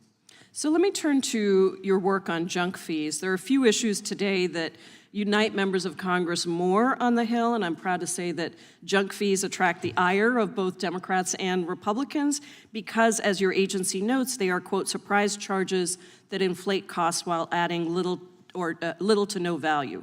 So tell us how widespread these junk fees are and give us some examples of what you're talking about and how they harm consumers. Yeah, I mean, I'm sure everybody can relate to this in their day-to-day lives. These are mystery fees that show up, be it a resort fee charge on your hotel bill or an unwanted or unnecessary charge that shows up somewhere else. One of the areas where we've heard most about these junk fees is in the auto context. Buying a car is one of the most significant financial investments that people make, and unfortunately, we've heard that all too often consumers are saddled with charges for unnecessary or unwanted or redundant fees. We're moving forward there. We also brought a lawsuit last year against Vonage for also including some of these junk fees when people tried to cancel their subscriptions. So that's just some of the work. We currently sought comment on whether we should do more work on junk fees, including through potentially proposing a rule. We're reviewing those comments and determining how to move forward. And the FTC's got a long history of dealing with junk fees, is that correct? That's right. Can you talk about that? So again, in the auto context in particular, I mean, we've gotten hundreds of thousands of complaints about this. We've brought dozens of lawsuits addressing junk fees that consumers are saddled with when trying to buy a car. But it's really, market-wide that we've seen these charges emerge and that we're looking to be actively addressing. Well, I want to thank you for your work and hope that we talk more about some of the shared interests that we have across the aisle. Thank you. I yield back, Mr. Gentlelady yields back. Gentleman from Florida is recognized. How timely. You are a brilliant woman with a tremendous ability to impact how consumers are going to interface with the digital world for a long time to come. And I want to get to those areas of agreement, but there is some ugliness we got to deal with. Now, you guys putting in the names of reporters in a correspondence to Twitter was solely predicated based on anonymous news sources, right? It was based on reporting that Right, and we would agree that anonymous reporting is not a sufficient predicate to target, to send letters about journalists who are your critics, right? Congressman, yeah, I mean, the goal was third parties, but this is good feedback for us. We want to make sure we're not in any way suggesting that we're interested in, affecting journalists' work. It's really about privacy and security. So I appreciate your acknowledgement that that is not the way we ought to do things. As someone who has seen ugly government action emerge out of anonymous reporting, perhaps I'm a little sensitive to that, but I'm glad that you've made that acknowledgement. Let's get on to the important work that you're doing. Millions of Americans have Ring doorbell cameras. And your agency recently put out a correspondence saying, quote, during a 3-month period in 2017, a Ring employee viewed thousands of videos of female users in their bedrooms and bathrooms, including videos of Ring's own employees. There was also at Ring, according to the FTC, an unauthorized tunnel that allowed a Ukraine-based contractor to access consumer videos, an incident where a Ring employee gave information about a customer's to their ex-husband was also something that you uncovered. You also state that bad actors at Ring took advantage of the camera's two-way communication functionality to harass and threaten people who used Ring cameras. There was a case where an 87-year-old woman at an assisted living facility was sexually propositioned through Ring's two-way features. Kids were subject to racial slurs. A hacker got in and threatened a family with physical harm if they did not pay a Bitcoin ransom. And one hacker even communicated through the two-way feature to a customer that they had already killed the customer's mother and, quote, tonight you die. What is going on at Ring? So as you noted, we recently took enforcement action precisely because of these very serious lapses in data privacy, which endangered Americans in their day-to-day lives. Overall, looking at some of these surveillance devices and how they can be misused and abused is a top area of focus for us because people's privacy is paramount. Yeah, I thought that when people got Ring, it was to enhance their personal security, not to have their 87-year-old relative in an ALF sexually propositioned, their children to be slurred at, and then to be told that they were going to be killed if they didn't pay Bitcoin ransom. So thank you for that effort. Let's go to another evil company, Kochava. Kochava is one of these data brokers that you're going after, right? That's right. And the American people should know that Kochava geolocates where people go to church, and then they sell that data to commercial enterprises, right? That's right. That's real creepy, isn't it?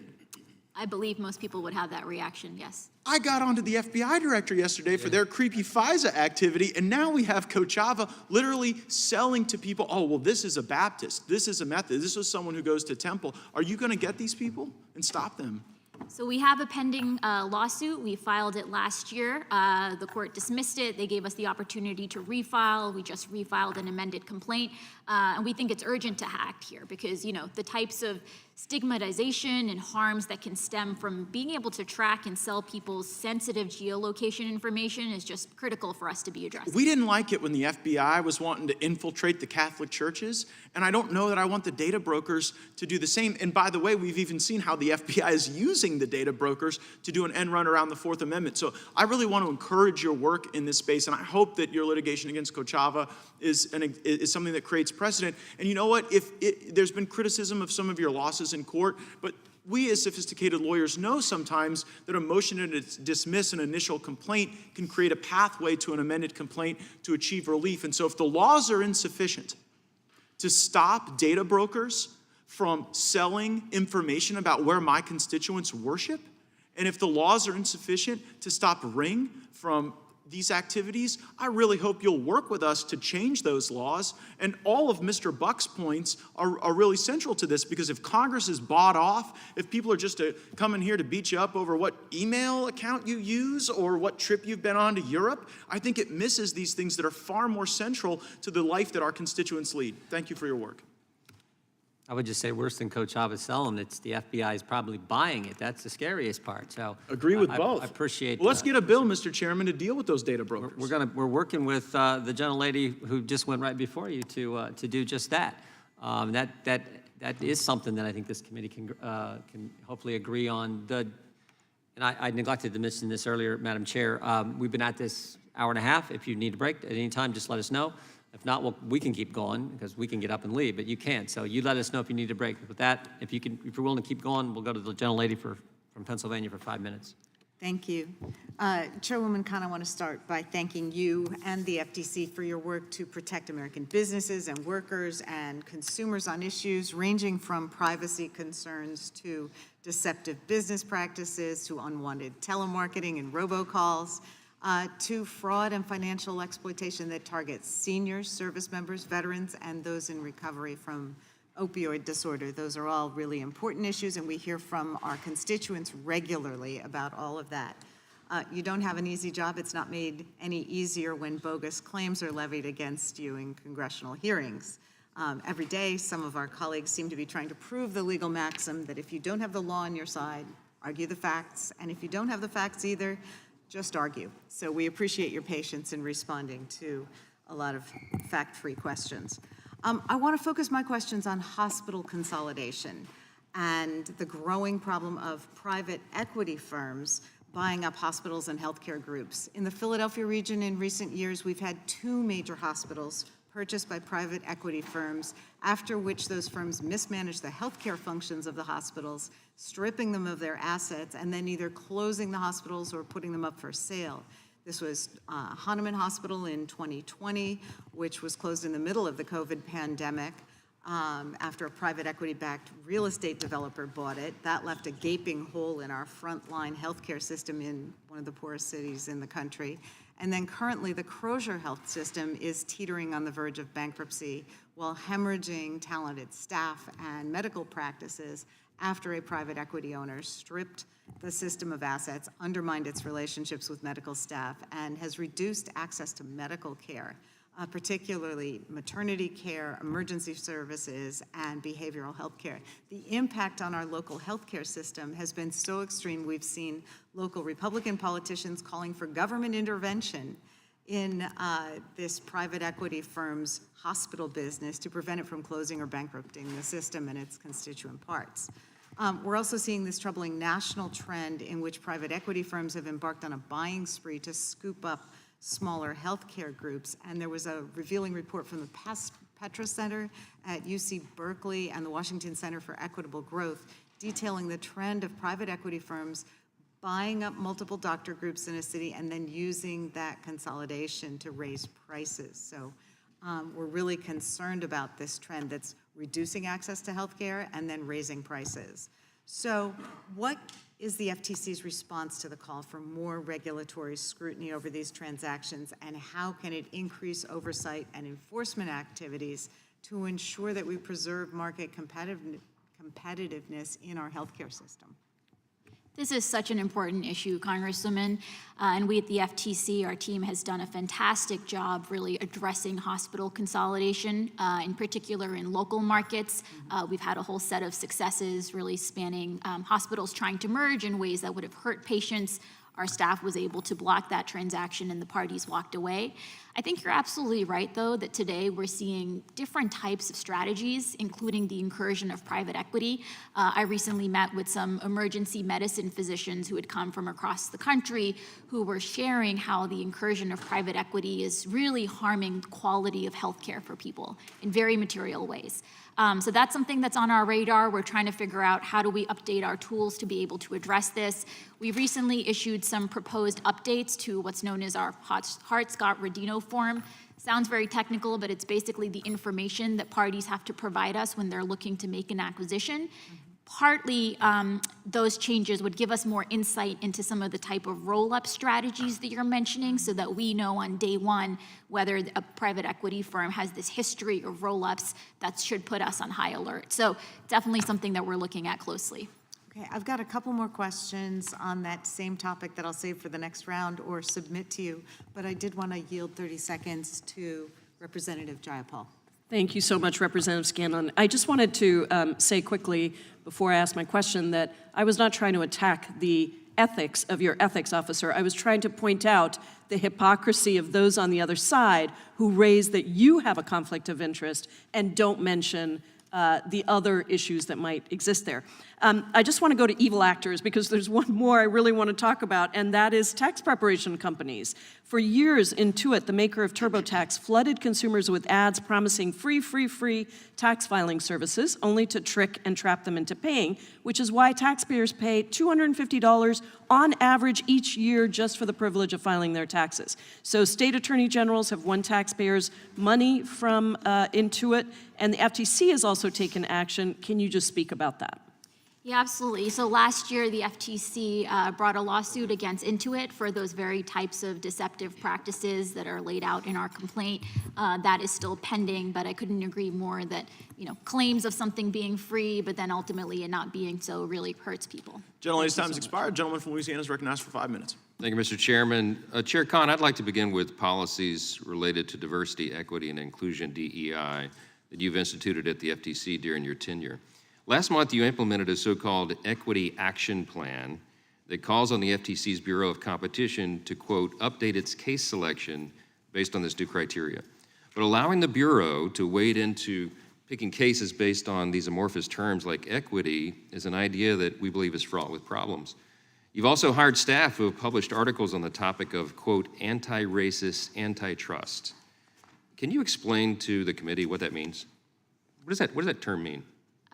Congressman, it's not a term that I've used. I can say generally, I know that there is a lot of worry that concentrated economic power hurts everybody, all communities, and that the FTC needs to be mindful to make sure that our work is focused on the harms that is affecting everybody. Everybody, right? So anti-racism should not play a factor in competition and consumer protection policies at the FTC, right? Congressman, we bring our lawsuits based on the law at hand. We look closely at where we might be. This is not one of the factors. Anti-racism is not going to be used under your watch, right?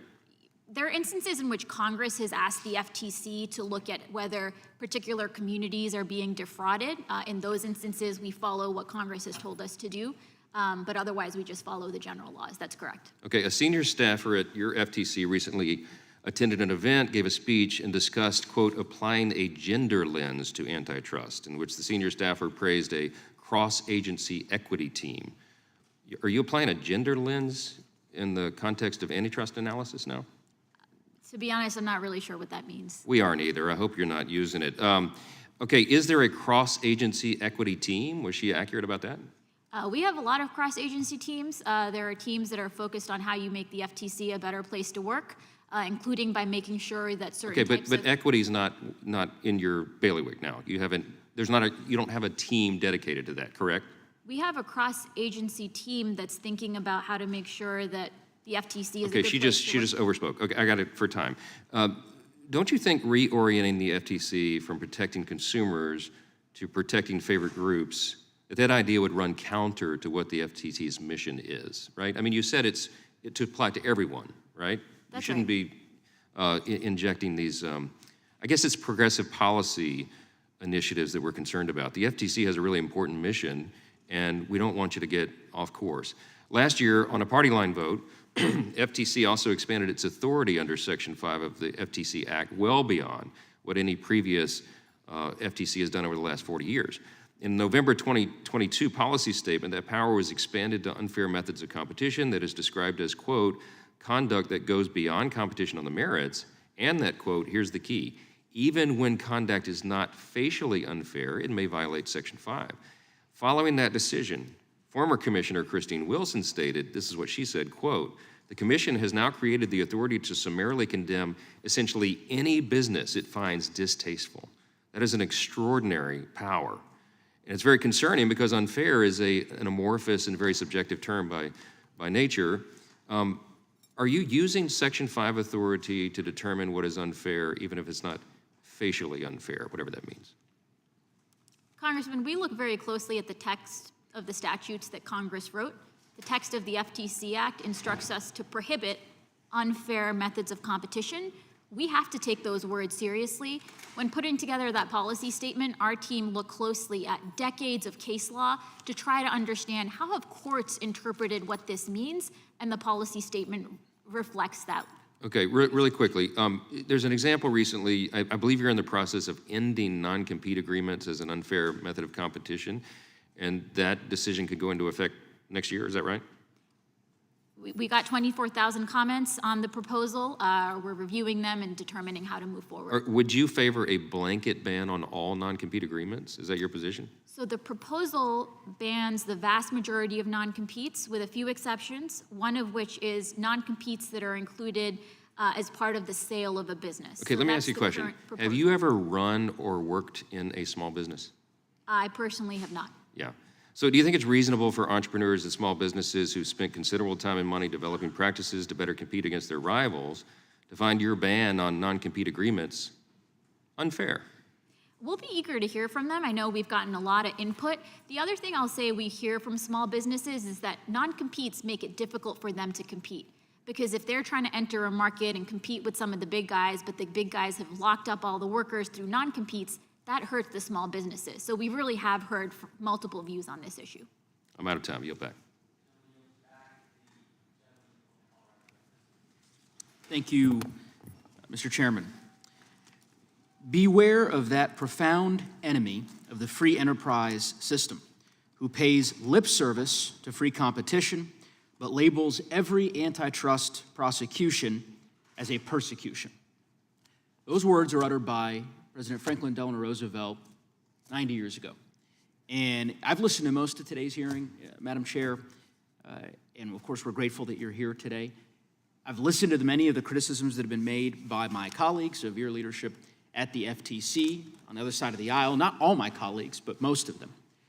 And the vast majority of these criticisms have nothing to do with your ethics or your integrity or your approach to the job, and everything to do with corporate power and the realities that you have pursued your duties as the chairwoman of the FTC in a way that puts the best interests of the consumers first. And that is a new approach at the FTC.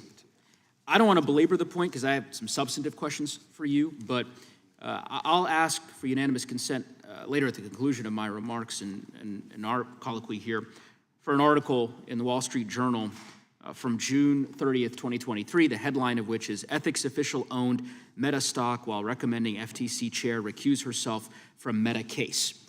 We've spent a great deal of time hearing my colleagues talk about this particular issue. I will just simply echo the comments made by my colleague from Colorado and my friend, Mr. Buck, who I thought spoke very powerfully on this front. Only in Washington, D.C., can an individual, a regulator, who has no financial interest in the merger before her, be accused of an ethics violation by members of Congress who own financial, or have rather financial interests in the company that has petitioned for that, or is rather proceeded with that particular merger that is under review by the FTC, on the basis of an opinion that was issued that didn't conclude that there would be a per se ethics violation for the commissioner in question to proceed with considering the matter, but nonetheless opined that there would be an appearance of impropriety, and of course that individual having a financial interest in the company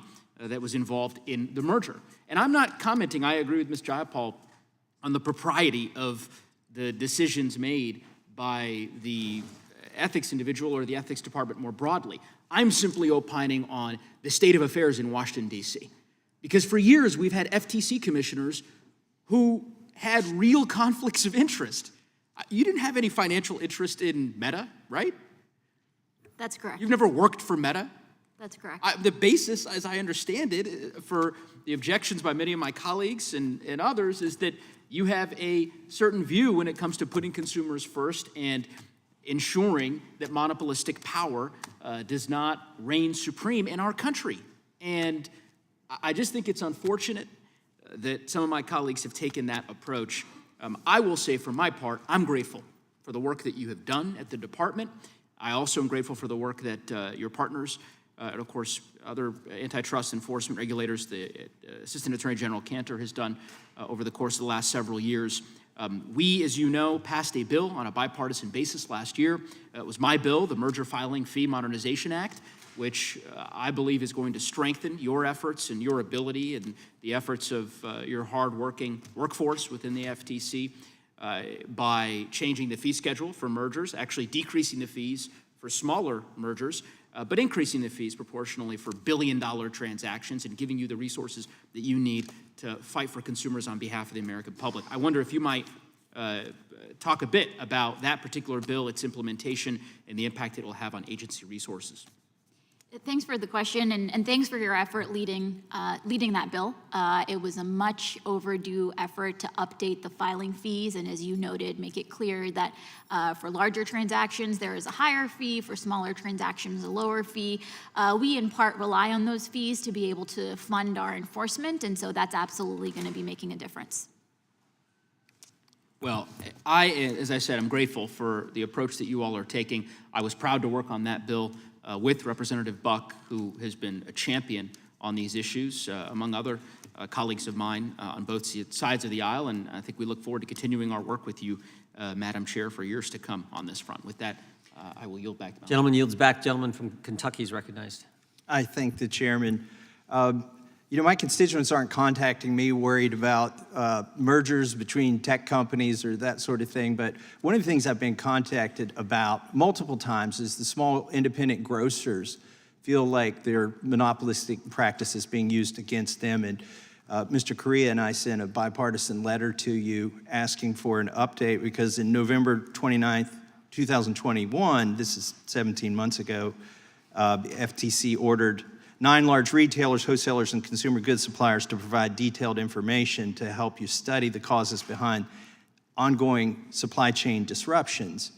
And I appreciate you being willing to give us a briefing, but can you brief us today? Like, what have you found?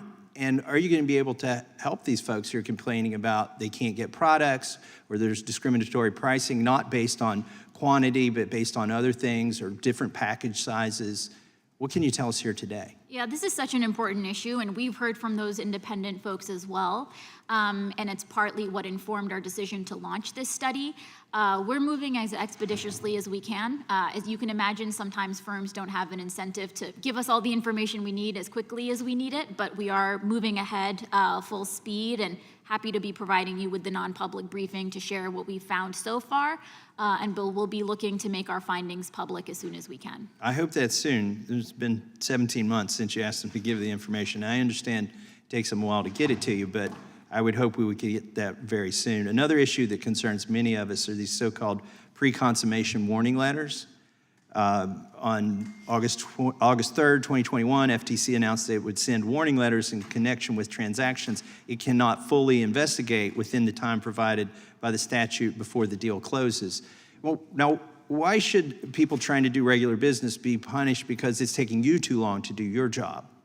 And how many of these so-called pre-consummation warning letters have been sent by the FTC? So the statute gives us only 30 days to look at a deal to determine whether we need to investigate it further. As deals have become more complex, that can be a very, very, very tight timeline. we've heard from some businesses that if we don't act within that 30-day period, the takeaway for them is that there are no issues and there are no concerns. So we thought it was important to put business on notice, to provide them clarity and transparency, that if there is a deal that we think raised concerns, but we weren't able to act within the 30 days, that we're putting them on notice about that, again, to make sure that the market has clarity on it. Commissioner Phillips publicly suggested that within the first 6 months of this practice, over 50 letters were sent, and raised the question of whether any of those investigations actually remained open and whether this approach was simply a tactic to scare business. I'm worried that whether it's a tactic or not, that's the effect that it's having. It's having a chilling effect. And then when you issue one of these letters and then you never tell them whether the case is closed or not, kind of without doing anything, you've stopped transactions that would be helpful to Americans. I want to now yield back the remainder of my time to Chairman Jordan. I appreciate the gentleman yielding. When the FTC attorney deposing Mr. Roque asked him to confirm that, quote, no one from the FTC directed you to reach a particular conclusion about Twitter's program, he explained to the contrary. There were suggestions of what they would expect the outcome to be. He testified that the FTC communicated to Ernst & Young. Again, Ernst & Young is the independent assessor, the fact finder that the FTC selected and made Twitter pay for, that he communicated to Ernst & Young that, quote, Ernst & Young, under all circumstances, will be conducting and issuing a report on behalf of the FTC order, and was very adamant about this is absolutely what you will do, and this is going to occur, and you will produce a report at the end of the day. The FTC was so adamant. Ernst & Young leaders feared that the FTC would take exception if they chose to withdraw from the case. So on the one hand, you're harassing Twitter, and then you're saying the guy we've selected, the entity we've selected, Ernst & Young, the accountant we've selected to be the fact finder, you better find what we want, and if you try to get out of it, we're going to retaliate against you. That is frightening. I mean, we talk about the weaponization of government, this from the same agency that said, tell us all the journalists you're talking to. That's what we're concerned about, Ms. Khan. That's what has to change. You can comment if you want, but I'm reading from the motion filed today in court. And it's amazing to me, you don't even know this guy. You don't even know who this person is, and your lawyers deposed him. He's the guy that you set up as the fact finder, and you didn't know who he was. Did you sign off on any of those 12 letters sent to Twitter in that 10-week time frame?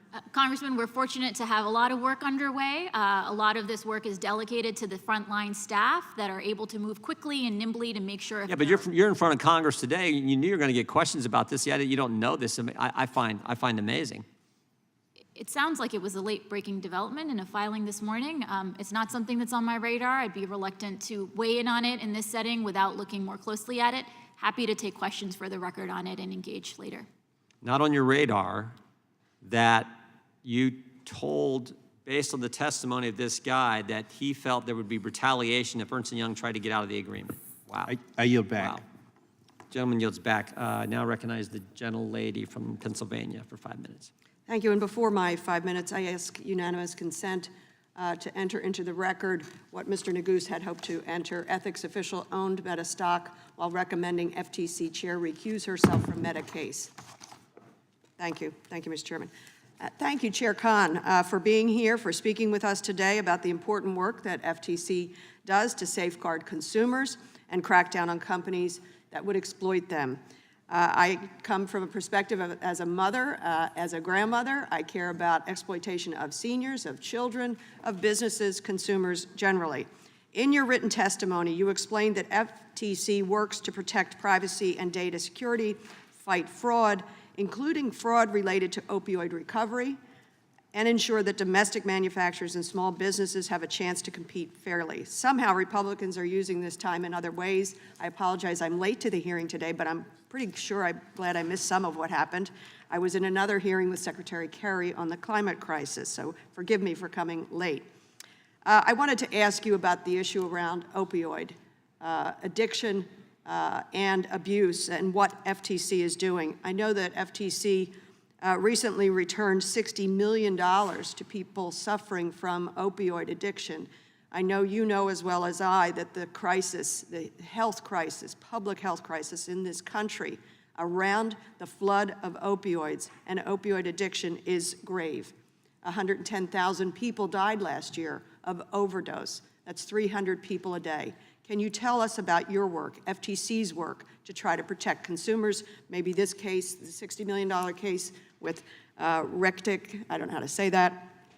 Can you tell us about your work in that area? Yeah, happy to. And we were, this is a newer authority that Congress gave us, and I've been pleased that we've been able to quickly put it into action. We brought a set of lawsuits using this authority to make sure that if companies are deceiving potential patients of opioids recovery facilities, that we are acting quickly to prevent that deception. We brought a case against a firm called R360 because we found that they were engaging in some of these deceptive practices in ways that were harming opioid recovery patients. We recently brought another action that also noted that deception around tobacco addiction recovery is also illegal under the statutory authority. So we're working hard to make sure if people are being deceived in ways that are illegal under this authority, we're acting and we're getting the money back.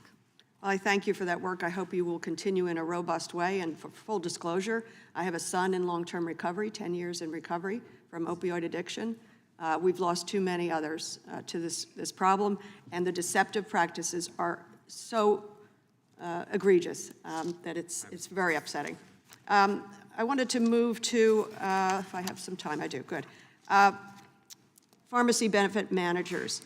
They operate behind the scenes. Consumers don't really know what they're all about. They're a middleman in the drug market and determine patients' access to medications as well as the prices consumers pay.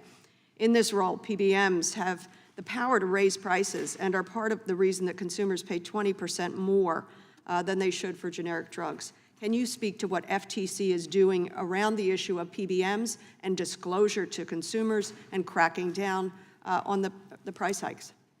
You're absolutely right that these firms are oftentimes behind the scenes, so people are not directly interacting with them, but oftentimes their decisions are determining what medicines make it onto what's known as the formulary.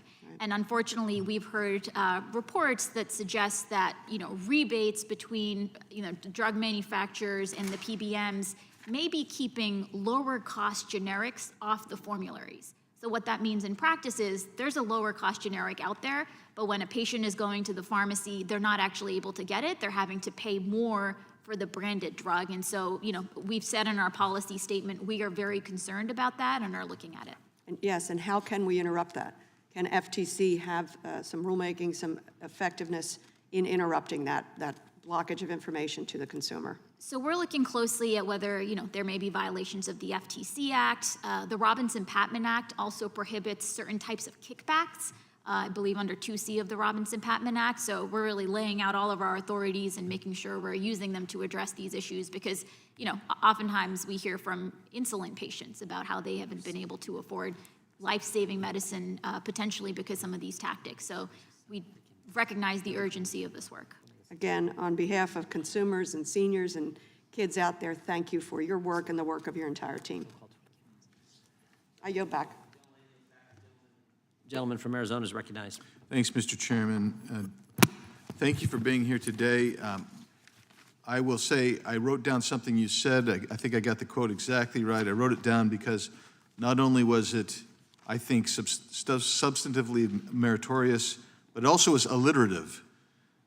People's privacy is paramount, close quote. If only the FBI leadership believed and acted that same way, I would be happy. I want to ask you first about the EU's Digital Markets Act. You previously commented and opined in response to Mr. Klein's questioning. He asked you how much spent. I think you said you don't know. I wonder how many employees or personnel are working on the EU Digital Markets Act? So my understanding is we currently have one employee that's detailed to Brussels. These details are routine. They've gone on for many years.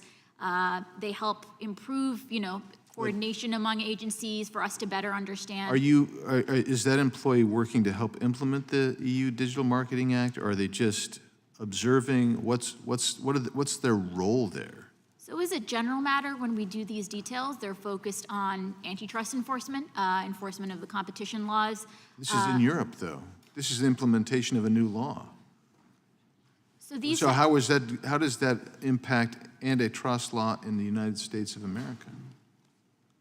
So these laws, as you noted, govern Europe.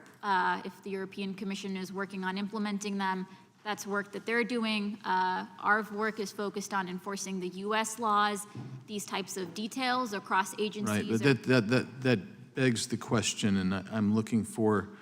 I'll move on because we always the 5-minute format is ridiculously absurd. We can't get a full answer or full question. So I'm hoping that maybe you or your team will respond more fulsomely as to why we have someone there, even observing the implementation of an EU law that is not here, unless you're intending to support something like that here. Are you familiar with someone named Rebecca Kelly Slaughter? Excuse me? Are you familiar with someone named Rebecca? Yes, she is my colleague Yes, of the right there. commission. She's here. So I have a quote from her. Interesting. Well, glad you're here. She's called for an equity, inclusion, and anti-racist agenda in the antitrust enforcement. Yet, antitrust enforcement typically is focused on the consumer welfare standard, right? So do you agree with Ms. Slaughter, Commissioner Slaughter's call for equity, inclusion, and anti-racist approach to antitrust enforcement? So let me say, first of all, it's just such a huge privilege to serve on the commission alongside Commissioner Slaughter. She has thought so hard about how do we make sure we're using all of our That's tools. beautiful. We only have 5 minutes. Send me a letter telling me how glad you are, please. But please respond to my question. So she's thought an enormous amount of these issues, and I won't claim to speak for her. The way I'm not asking you to speak for her. I'm asking whether you agree that that is the appropriate approach and when it's a de facto departure from the consumer welfare standard. So we enforce the laws that Congress charged us with. That includes prohibitions on unfair methods of competition. So not to interrupt, but to interrupt. You're not answering my question. My question is real specific. Do you support and agree with this new approach, which was what it would be, because it'd be a departure from the consumer welfare standard? Do you agree with Ms. Slaughter's call for equity, inclusion, and anti-racist as a basis to examine antitrust violations? So again, we examine antitrust violations under the laws that Congress wrote. Can you name a single law dealing with antitrust that obviates the consumer welfare standard and replaces it with an equity, inclusion, and anti-racist standard? Any statute? The statutes Federal are- statute. The statutes are worded broadly. We look closely at the text of them as well as any case law. Can you give me one that would facilitate obviating the consumer welfare standard and replacing it with the equity, inclusion, and anti-racist standard? So Congressman, look, you're right, there aren't, cases on these specific questions. I will say when Congress was passing the anti-monopoly laws, they were doing so because they were worried that concentrations of economic power hurt everybody. That's And right. That's a mandate That's right. that But we have. that's from that point of view is how the consumer welfare standard developed and evolved. And now if you were to take the equity, inclusion, anti-racist agenda and use that as your new standard, you would have moved away from statutory and case law and tried to impose a new standard. That's the point I'm trying to make, and that's the point you're not responding to. I would ask that maybe you or Ms. Slaughter even, I don't, whatever, would respond in the future so we have a chance to get to the bottom of that. And I appreciate you being here. Thank you. I yield back. The gentleman yields back. The gentleman from Maryland is recognized. Thank you, Mr. Chairman. I do want to start by commending Congressman Buck and Gates for their comments earlier today. I was pleasantly surprised to hear the affirmative comments they made with respect to the FTC, but also legislation they're working on with Ms. Jayapal that I think is important and critical legislation that could be very useful. I kind of note that we haven't had hearings on legislation like that. We've had a lot of hearings for the weaponization issues and a lot of hearings trying to attack the Biden administration in various ways. But we haven't had any hearings on affirmative legislation that would have an impact on people in these markets. And I'm on the antitrust subcommittee, and I think we've had 2 hearings there. We had one Mr. Massey put together that dealt with agriculture issues. I think it was meat packing in small entities, but it wasn't as explicitly an antitrust hearing. It just so happened that the witnesses at the table noted that the big 4 companies that are dominating that industry are the ones that are crushing small farmers and running them out of business and increasing prices. But and I requested at the hearing some sort of approach that would try and address that concern, but nothing's come back yet. And I would note this too: we've got matters pending, in the United States here before your commission or, Department of Justice. Some of them have been mentioned today already: the PBMs, Ticketmaster, JetBlue, Kroger-Albertson merger, the Microsoft matter that was handled yesterday. The subcommittee on antitrust has had no hearings on any of those issues whatsoever. So I know this is an oversight hearing with respect to the FTC, but it might make sense if we take a moment and have a little oversight for ourselves on what's going on here on the subcommittee. A few minutes ago, it was raised that about a subpoena that the FTC had issued, and I guess the comment was that it was overbroad. But I did want to raise this as well. The Judiciary Committee on May 25th, 2023, sent a document demand to the Department of Justice that demanded, and I'm quoting, "All documents and communications between or among the Department of Justice and the Internal Revenue Service referring or relating to any investigations involving both the Department of Justice and Internal Revenue Service from May 1, 2023 to the present." Now, we'll set aside for a moment, that would include grand jury materials potentially, which of course they can't turn over based on a letter like this, even from Congress. But if we're gonna throw rocks, let's make sure we're not in the glass house, because that is beyond overbroad. And I think this isn't, I just picked one out of many, but there's a lot of requests that this committee has sent out to the administration and in some instances to private companies, depending on whether they're on the good side of the Republicans or not. And I think we should be very careful in making sure we're using the power of the committee and the House of Representatives in an appropriate way, just like they're asking the FTC to do. And then I did want to close with this point. That's with respect to the recusal issue. That's been discussed quite a bit. And I think it's been addressed in Judge Boasberg's opinion. I thought made it crystal clear why you didn't need to recuse yourself. And in fact, he said, in judging the motions that had been filed to him, that it wasn't necessary or even appropriate. But at the same time, this committee again is ignoring one of the most obvious issues with respect to recusal and ethics, and that's with respect to the Supreme Court. We had 35 members send a letter to the Speaker and to the committee chair raising the issues, and we've all heard of them. Justice Thomas, and he's got billionaires buying property from his mother and taking him on yacht trips and the like, and Justice Alito had similar sorts of issues. We sent a letter to both the Speaker and the committee chair asking to have hearings, that we should take a look at a code of conduct for the Supreme Court justices, that we should consider whether there should be rules in place with respect to recusal for members of Congress. To the best of my knowledge, there's been no response to this letter. But more importantly, no steps that have been taken to try and address the issues that have been made very obvious by the conduct of Justice Thomas and Justice Alito. And that's just the beginning. So I would move for unanimous consent to have an op-ed from Jesse Wegman. Does Justice Alito hear himself? And then Daniel Boguzlaw, I think, Samuel Alito's wife leased land to an oil and gas firm with the justice while the justice fought the EPA. And then the letter from this dated April 17th to Honorable Kevin McCarthy and Honorable Jim Jordan, and this from 35 plus members of the House. I would ask that all of these be made part of the record. Without objection. The gentleman yields back. Gentleman from California is recognized.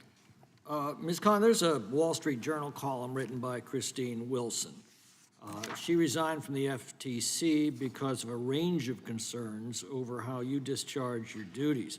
But what caught my attention was the censoring of her dissent in the Meta acquisition case.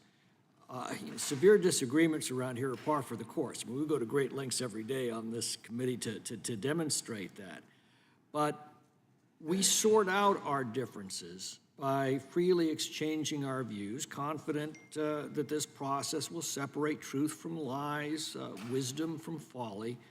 A free society depends on people knowing the difference for themselves. Censoring speech is utterly destructive of this process. Can you explain why Commissioner Wilson's dissent criticizing your conduct was censored?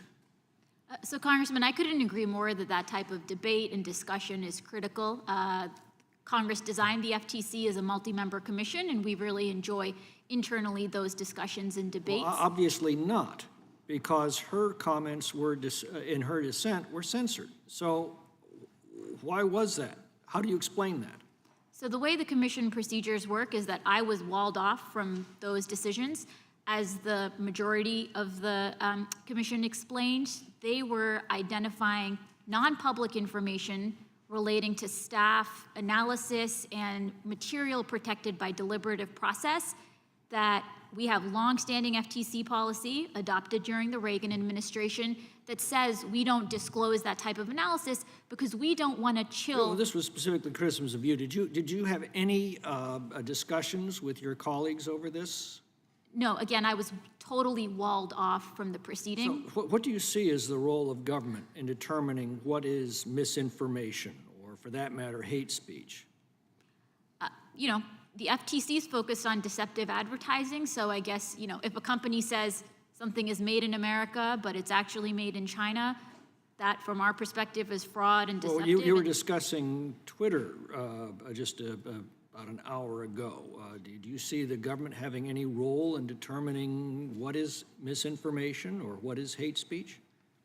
We're not involved with that. Again, we're focused on deceptive advertising, like made in USA fraud, and that's really what we're focused on. Let me ask you, what's your view of capitalism?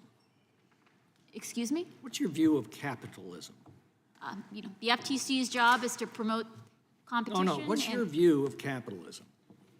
Could you explain what you mean by that term? Good system, bad system, what do you see as its strengths and weaknesses? So I think open, competitive, robust, resilient markets are critical to America's economic success, and the FTC has the honor of playing a really important role in ensuring that our markets are open and competitive and position America to compete globally. But of course, the beauty of a capitalist system is the fact that consumers every day vote with every dollar they spend on what the economy will produce and at what prices they're willing to pay. Do you see a role in government in interposing its judgment for theirs? The role of the FTC is really one of a referee. We believe in open competitive markets, but in order for these markets to deliver good outcomes, we need to make sure that companies are playing by the rules of fair competition. That's the job that Congress gave the FTC, and that's what we do. I think you go much farther than that. And I certainly hope that you'll take to heart the economic criticisms that you've heard today. You know, mergers, for example, generally occur when companies determine that it's going to improve their efficiency and productivity and hence their ability to serve their consumers. And that grows the economy and it helps consumers. And I'd urge you to be very careful, and your colleagues, very careful and very humble with your powers. Because when your decisions harm the economy, you're also harming your administration. The average consumer might not follow the day-to-day decisions of your commission, but they know how they're doing in their own lives. And I'll yield the balance of my time to the chairman. I'll wait, but I appreciate the gentleman yielding, but and then I'll yield back. Thank you. The gentleman yields back. The gentlelady from North Carolina? Okay, North Carolina is recognized for 5 minutes. Thank you, Tom. Thank you very much, Mr. Chairman, and thank you, Chair Khan, for joining us today. And also thank you for mentioning your work on PBM reform in your opening statement. This is a very important issue for our healthcare industry and, as you pointed out, for the health of our constituents. This Congress, I've been working with a bipartisan coalition of lawmakers to address abusive and exclusionary pricing practices by pharmacy benefit managers, or PBMs. Access to affordable prescription drugs is a critical issue for all Americans, and I'm hopeful that the FTC will take substantive steps to address the ways in which PBMs take advantage of patients and providers in their pricing strategies. I know that you got a general question from Congresswoman Dean a little bit earlier, but to be much more specific, the FTC has been working on a 6B study since June of 2022.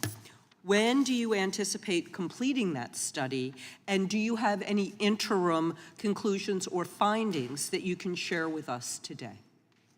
Thanks, Congresswoman. As I noted, we recognize very deeply the urgency of this work because it potentially means that patients are not getting access to affordable medicines, and that, as we all know, can have life or death consequences. So we're moving with great haste. We're dependent on the companies to provide us information in a timely way. We're trying to drive that forward as much as we can in general. Historically, some of these studies at the agency have taken 4 years, 5 years. My goal is for us to be able to move more expeditiously. I should also note that if, as a matter of course, during this inquiry, we instead identified practices that we would determine are unlawful, nothing would stop us from being able to focus on some of those law violations and proceed on the enforcement track instead. Great.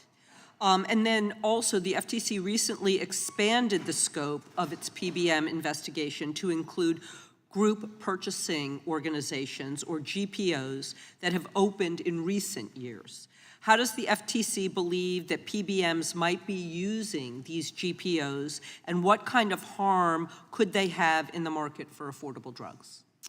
So GPOs are another one of these kind of entities that are not visible to consumers but play a really central middleman role in the market.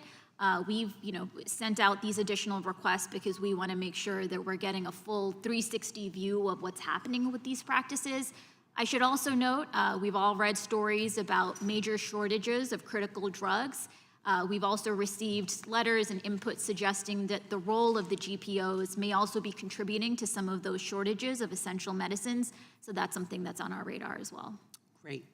And that given that the three large PBMs are currently, currently control 80% of the market, I'm interested in how consolidation within the PBM industry affects patient access and costs. In addition to this PBM consolidation, the largest drug plan sponsors also own their own PBMs. So we're seeing a great deal of vertical integration as well. We know that PBMs set out to pocket costs based on full, undiscounted lists price of drugs, so patients don't see a lot of the PBM discounts at the pharmacy counter. And we know that some health plan-owned PBMs require patients to fill prescriptions only at certain pharmacies or providers, which reduces access. How are you seeing this consolidation and vertical integration impacting patients? Yeah, it's such a great point, and this is one of the issues on which we're routinely hearing from people. We opened a docket to kind of collect input around what people are seeing about PBM practices. We received thousands of public comments, many of them from patients who were concerned that some of these decisions about which medicines the PBMs are putting on the formulary or are not putting on is not being driven by what's best for the patient, but is instead potentially being driven by which is going to give the PBM the highest rebate. So I think that could be an instance where there's a conflict of interest between what's in the PBM's own interest and what's best for patients. So that's something that we've heard a lot about. And final quick question. Do you see a role for Congress in this area as well, not just what your agency does? Absolutely. I mean, this is such an urgent problem relating to unaffordable drug prices for Americans that I think it's an all-hands-on-deck moment. Thank you, Mr. Chairman. I yield back. Gentlelady yields back. The gentleman from Texas is recognized. I thank the chairman, Ms. Khan. Thanks for coming here to testify before the committee. Would you commit to me to provide all updates necessary with respect to the Live Golf PGA Tour merger and your all's looking into whatever is occurring with that? So Congressman, I believe it's our partners at the Justice Department that are looking at that. The FTC is also having some look into what's going on there, to what at least the news accounts I see, but I would just appreciate any updates from your office about that and the concerns about it. I'm going to yield the balance of my time to the chairman. Thank the gentleman for yielding. Ms. Khan, earlier, and I believe the gentleman from Arizona brought this up, you said people's privacy is paramount. I couldn't agree more. And as we talked earlier, I do think there's bipartisan support to deal with that, this sweeping up of data that happens, and scarier yet is FBI purchasing that data. So that is of paramount importance. But I would say the First Amendment's of paramount importance too. Would you agree? Absolutely. And then the gentleman from California, Mr. McClintock, asked you, what's disinformation? And you said you don't really have an opinion on that. Was that a fair assessment of your answer? As part of our job at the FTC, we're focused on deception and fraud and that sort of thing. Well, you wrote a couple years ago in a law review article, digital businesses such as Twitter disserve their users by facilitating the spread of disinformation. What were you talking about there then? What's disinformation? I'm happy to take a closer look at the material you're mentioning, but as part of our work at the FTC, we've seen how fraud and scams can sometimes proliferate on these social media websites. We've launched an inquiry to try to understand, why are some of these crypto scams really proliferating on these sites, and what can we be doing? These are the first two sentences in the introduction of the piece you wrote, again, just a couple years ago. Digital businesses such as Twitter disserve their users by facilitating the spread of disinformation. Who decides what's disinformation? From the FTC's perspective, it's deception, deception and fraud. No, that's fine. You can keep using synonyms, but I want to know who decides that it's deception, who decides that it's fraud, who decides that it's disinformation. In this case, you're talking about social media companies and what gets posted on their platform. Who decides what's disinformation, what isn't? So, Congressman, again, at the FTC, we're focused on fraud and deception. There is a legal standard about what constitutes fraud. Again, this is about... But you didn't say fraud or deception, you said disinformation. And my concern is, again, and it's probably the third time I've talked about this, but the sustained attack on Twitter when the ownership there changed and the platform was committed to not taking down speech, not taking down posts, allowing the sharing of information, and not censoring information. And we just had a major decision last week from a court in Louisiana, a federal court in Louisiana, where they said the government was, in fact, pressuring big tech companies to censor, and big tech companies were willing to go along with it. Now we have a change there, and you're going after the one company that's changed how they're doing things. That's what concerns me, particularly in light of the fact that you just wrote about this a few years ago, saying this is what goes on. Congressman, I'm glad to have the opportunity to clarify some issues here. So we at the FTC have no view on who should or should not own a company. All we care about is that the company is following the law.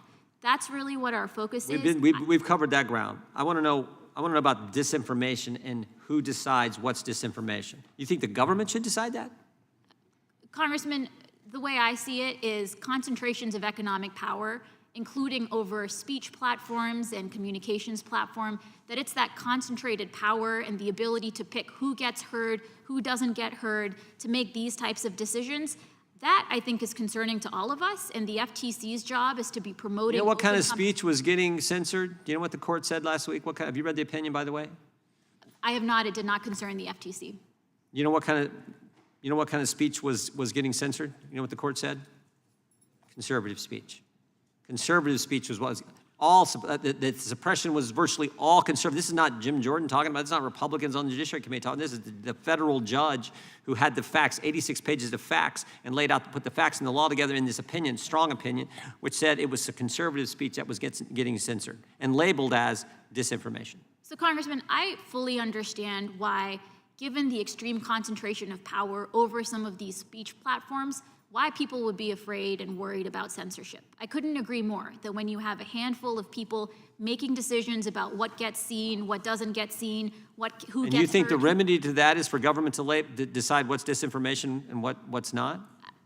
Congressman, at the FTC, our job is to promote competition. More competition means more people making these decisions, and I think that can alleviate some of the concerns about censorship that you're sharing. Gentleman's time has expired. Chair now recognizes the gentlelady, is Georgia? Or, yes, okay. I didn't know who had walked in first, or how we going? The gentlelady from Georgia is recognized for 5 minutes. Thank you, Mr. Chairman. Good afternoon, Chair Khan. It's a pleasure to have you before us today. I have read your testimony. Thank you for your time and your testimony. Ensuring that emerging American businesses have an opportunity to grow and to thrive is essential for our economy. And one of the most of American of practices, so to speak. America is a country that is built on the success of creative and innovative ideas. The determination of grit of its people is so vital, and the endless opportunities of its society. And for these reasons, we must do all that we can in our power to support competition, as you just mentioned, and fight monopolies which crush American opportunities. A robust antitrust framework supports small businesses by helping to ensure that they are not intimidated into conciliation. It empowers the American people by allowing them freedom of choice in the marketplace. A robust antitrust framework strengthens American workers against monopolistic efforts to lower wages and eliminate their benefits. That is why it's so wonderful to have you here today. Thank you so much for being here at the helm of the FTC. You have actually been a champion of enforcing America's antitrust and competition laws for years, and America's economy is much stronger for it. And in fact, the U.S. has the highest post-pandemic growth of any nation in the G7 and the lowest inflation, with a historic low unemployment rate of 3.7%, and that must be noted here today. As I spoke on earlier, enforcement of antitrust laws helps to promote fair competition across the United States economy while protecting consumers and workers from deceptive and unfair practices. Balancing competition and effective antitrust enforcement are critical to protecting our consumers, our workers, innovation, and economic equity in this country. Over the past 20 years, the U.S. has seen consolidation across all markets, whether it be in a nursing home industry, tech industry, or agriculture industry. Can you please comment on how this is applied in the context of large mergers that affect smaller competitors in the marketplace? So, Congresswoman, when we see mergers between two large firms, especially if they're competing in the same market, that can make it more difficult for newer entrants to come into the market. We've seen how entry barriers can be raised, and independent firms, small businesses can have a difficult time really competing on a level playing field if the merger is leading to market power that allows the merged firms to get special types of terms or discriminatory benefits that are not available to others. Thank you. So these past two terms, Congress has actually been examining the role of big tech companies and their exercise of market dominance, which has allowed them to make a profit and to leverage their gatekeeper power over small or new companies and competitors. Can you talk about the steps that you are taking to ensure smaller companies, especially in the tech marketplace, get a fair chance to compete against bigger, more entrenched companies? So the FTC has been looking closely at digital markets since before I joined the commission. One of the first actions that we took when I joined was refiling the FTC's amended complaint against Facebook, where the FTC is alleging that Facebook's acquisitions of Instagram and WhatsApp were anti-competitive and really helped Facebook maintain its dominance in ways that locked out rivals and really hurt consumers at the end of the day. We're continuing to look closely at mergers and acquisitions to make sure that if we worry that these acquisitions are similarly going to create dominance and allow firms to maintain their monopoly, that we're acting swiftly there. So under your tenure, FTC has endeavored to restore meaningful antitrust law enforcement over the last 2 years. And in this process, the FTC has made some powerful enemies, have you not? Yes, you have. I We can hear answer from that for you. a lot of folks, yes. So isn't the lesson learned here that antitrust agencies should trust vigorous competition and antitrust enforcement to deliver innovation and better services rather than enabling entrenched gatekeepers to continue growing through acquisition in markets?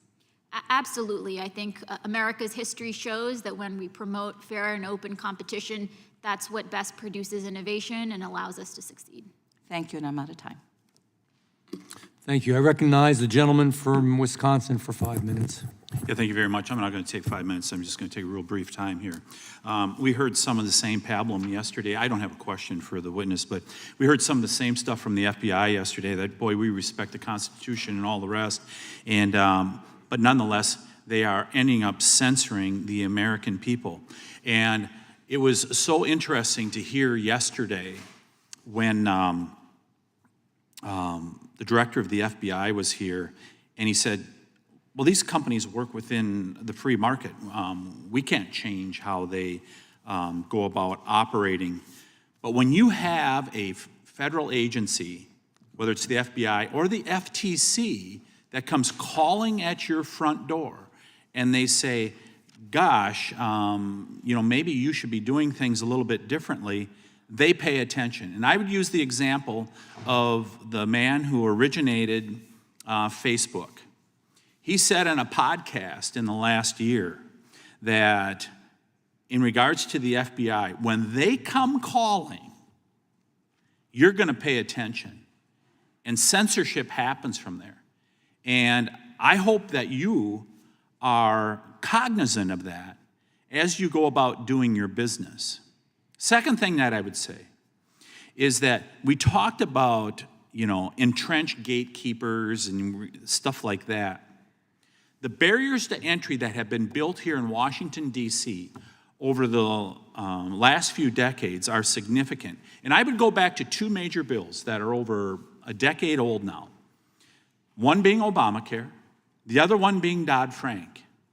We see probably the least entrepreneurship that has happened in the healthcare and finance banking industries that we've seen in decades, because the barriers to entry are so high. And I sure hope that you will respect that you, while building these regulations out here, while passing laws as happened over a decade ago in regards to Obamacare and Dodd-Frank, it has harmed the rest of America. It's harmed entrepreneurs. It's harmed Main Street America when they no longer have a bank, with their bank being consolidated into something that's bigger. So you may say that, boy, we're going to go after these big companies. Well, hell, we created them here. And I hope you won't participate in creating additional barriers to entry so that entrepreneurs cannot participate in the free market society that was built in the United States of America over the last nearly 250 years. I'll yield back. Thank you. A couple questions I had. I just wanted, using a little bit of this time there. The gentleman from Georgia mentioned that he thought you were being treated unfairly, if you remember at the beginning, I asked about an hour and a half ago, and differently because of your ethnicity and because of your color. Do you believe that's true? Congressman, I'm focused on really I know you are, answering but just... diligently the questions you all are asking. I know, but I'm just curious. Do you believe that's true? Because if you watch the hearing, I was offended by it, to be honest with you. If you watch the hearing yesterday, we gave a gentleman a pretty thorough raking over, asking some difficult questions. And I hope that you know it has nothing to do with ethnicity or color. And I hope you don't feel that way. And I was wondering if you do. It's a yes or no. Point of order. Yes. Oh, Mr. Chair, just wondering whose time we're using right He now. yielded back his time to me. Okay, And he had thank time you. left over. Thank you. Mr. Tiffany. Yes, go ahead. Just give me a yes or no. Do you think you're being treated fairly? It sounds like there's a robust debate among the committee about these issues, and I defer to you all. Well, you know, one of the things I'd love to change is that when we ask people to say yes or no, they would. It's so hard when people come before us. And I just wanted to say one other thing, too, and then we will move on. Robocalls. I know you heard about them today. It's a really big deal. You want to talk about a way that you're affecting people's lives. They are sophisticated, they're scary, people are getting in trouble because of them, and everything from Social Security to buying timeshares. It is a really big problem. I would love to, and I'm gonna speak to Mr. Correa, I would love to work with him across the aisle, love to work with whomever to do something about that issue. I have other questions for you later, but at this point, I'll recognize the gentlelady from Missouri. Thank you. St. Louis and I are here today in strong support of the rights of workers, of consumers, small businesses, and the broader public to be free from corporate greed that monopolizes our access to information and treats employees and communities as expendable. Thank you for being here, Chair Khan. I appreciate your service as a staffer on this committee, your groundbreaking scholarship on antitrust law and anti-monopoly issues, and your record of accomplishments as FTC chair. The Commission has an important role to play in protecting our economy from the harms caused by greedy, reckless corporations that put profit and power over people. Look at big tech, big pharma, big oil, and any other concentrated industry. These companies and the profit-obsessed executives behind them have abused their power for too long, and it's time that they be held accountable. So we absolutely need to level the playing field for workers and consumers. The FTC can and is trying to help under your leadership, and I appreciate that because it makes a real difference in communities like mine.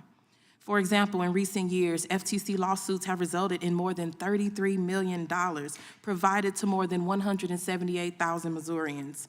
In 2020 alone, the FTC provided $8.6 million to people in Missouri, including St. Louis.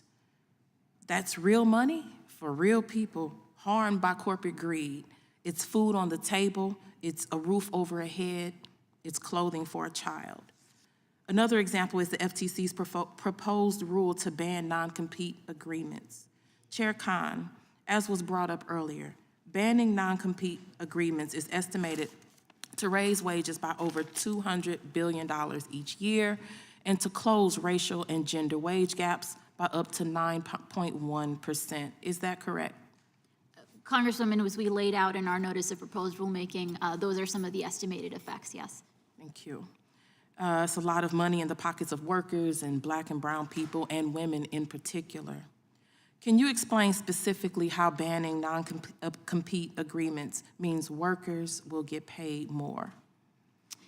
So what our staff did is they looked very closely at the empirical evidence that has now surfaced in light of the different state policies that we've seen. And what we've seen is that states that have limited non-competes are able to ensure that workers are moving them around more freely, though unfortunately we still see that all too often companies are still trying to include non-competes.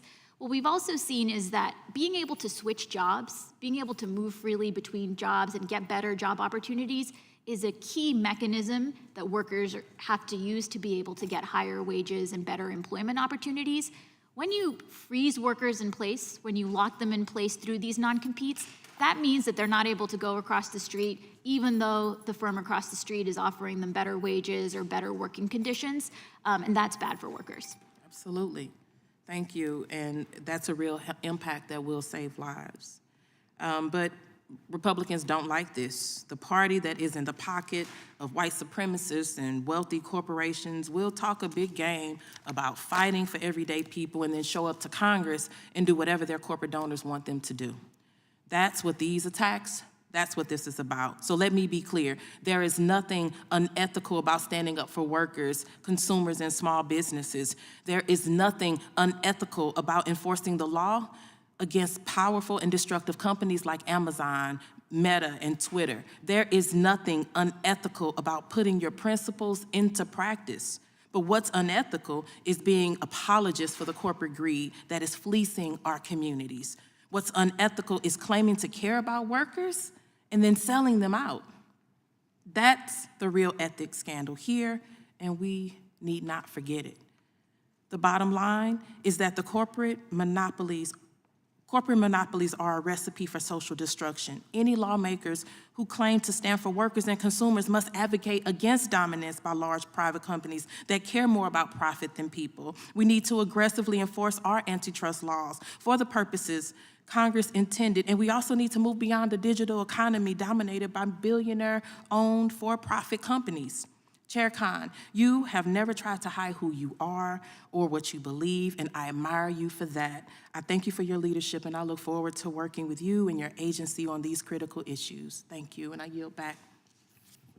Thank you. I recognize the gentleman from North Carolina, Mr. Bishop. Thank you, Mr. Chairman. Ms. Khan, is this working? Doesn't sound, yeah, I guess I hear it. Someone pointed out to me that just this morning, the FTC, well, it was disclosed the FTC sent a civil investigative demand to OpenAI. Are you familiar with that?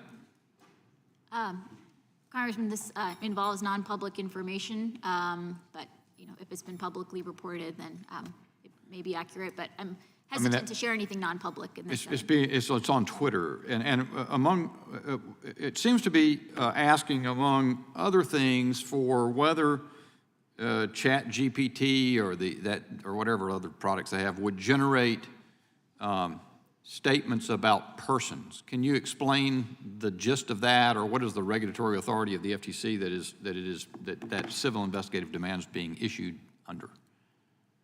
So as a general matter, some of the concerns that we're seeing in this AI space is that ChatGPT and some of these other services are being fed a huge trove of data.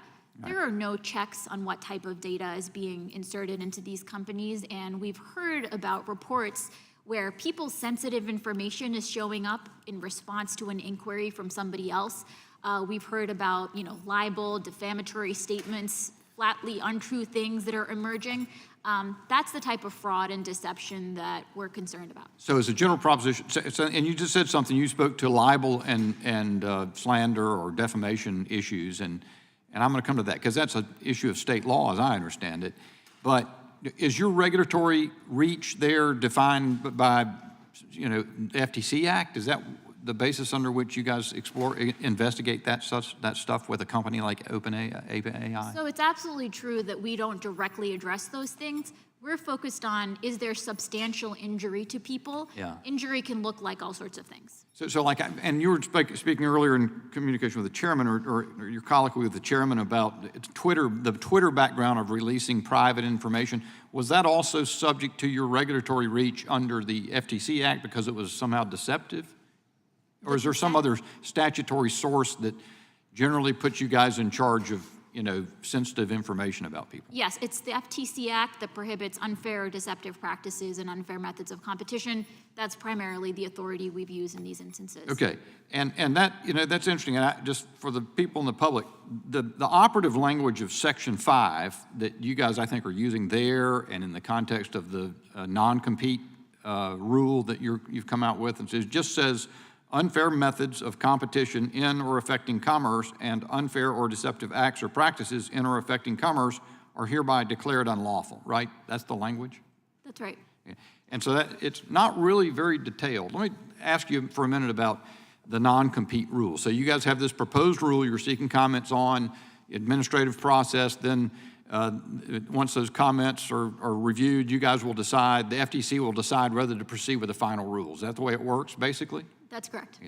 And so in that case, I litigated these kinds of contracts in state law for 30 years and in North Carolina. I know California has a rule that absolutely bans them. They're different renditions of law, some statutory, some made by the courts over time in states all over the country, and there have been for a long, long time. So what your rule would do would displace all of that state contract law in one fell swoop if it were made final, wouldn't it? It would create a new floor, yes. It would create a what? It would, yes, it would be creating a new provision that would be determining that these non-competes are ruled unlawful. So you would not only, and it would be per se. It was, I know some of the stuff stated in your notice of proposed rulemaking that I've glimpsed said it would be, that you saw these as inherently coercive or the product of unequal bargaining power, but the rule would be per se, except for a very narrow category, and the overwhelming majority would be per se, even if the people involved in those contracts wanted to make them, right? That's the proposal. We did ask as part of our notice of proposed rulemaking some questions about whether there are adjustments we should make. And I don't want to get into the minor details because we've only got about 30 seconds left. Let me just ask you this, because if you take that example, or many of the others have been talked about, you spoke a moment ago about being concerned about concentrations of economic power. I get that. Isn't there a basis to be concerned about concentration of legal power, lawmaking power? So you got 30,000 state judges have made those rules. You got 7,558 state legislators. You got lots of members of Congress. You got multiple chambers in Congress. The fact that you really, as the bare majority on the FTC, could make such a ruling, isn't that something that Congress should be concerned about, how much power you wield? So we make these determinations pursuant to authority that Congress has given us. When we promulgate rules pursuant to the Administrative Procedure Act, there are a whole set of procedural protections that go into play relating to the comment periods that we have to use to get public input. There are certain standards of review for judicial review. There are so many checks as part of this process, and it's really quite regular for administrative agencies to be engaging in rulemaking. But you get to say what's unfair, right? So interestingly, Congress, when passing the FTC Act, was having a debate. They said, should we actually define, should we list out in the statute all the practices that should be unfair?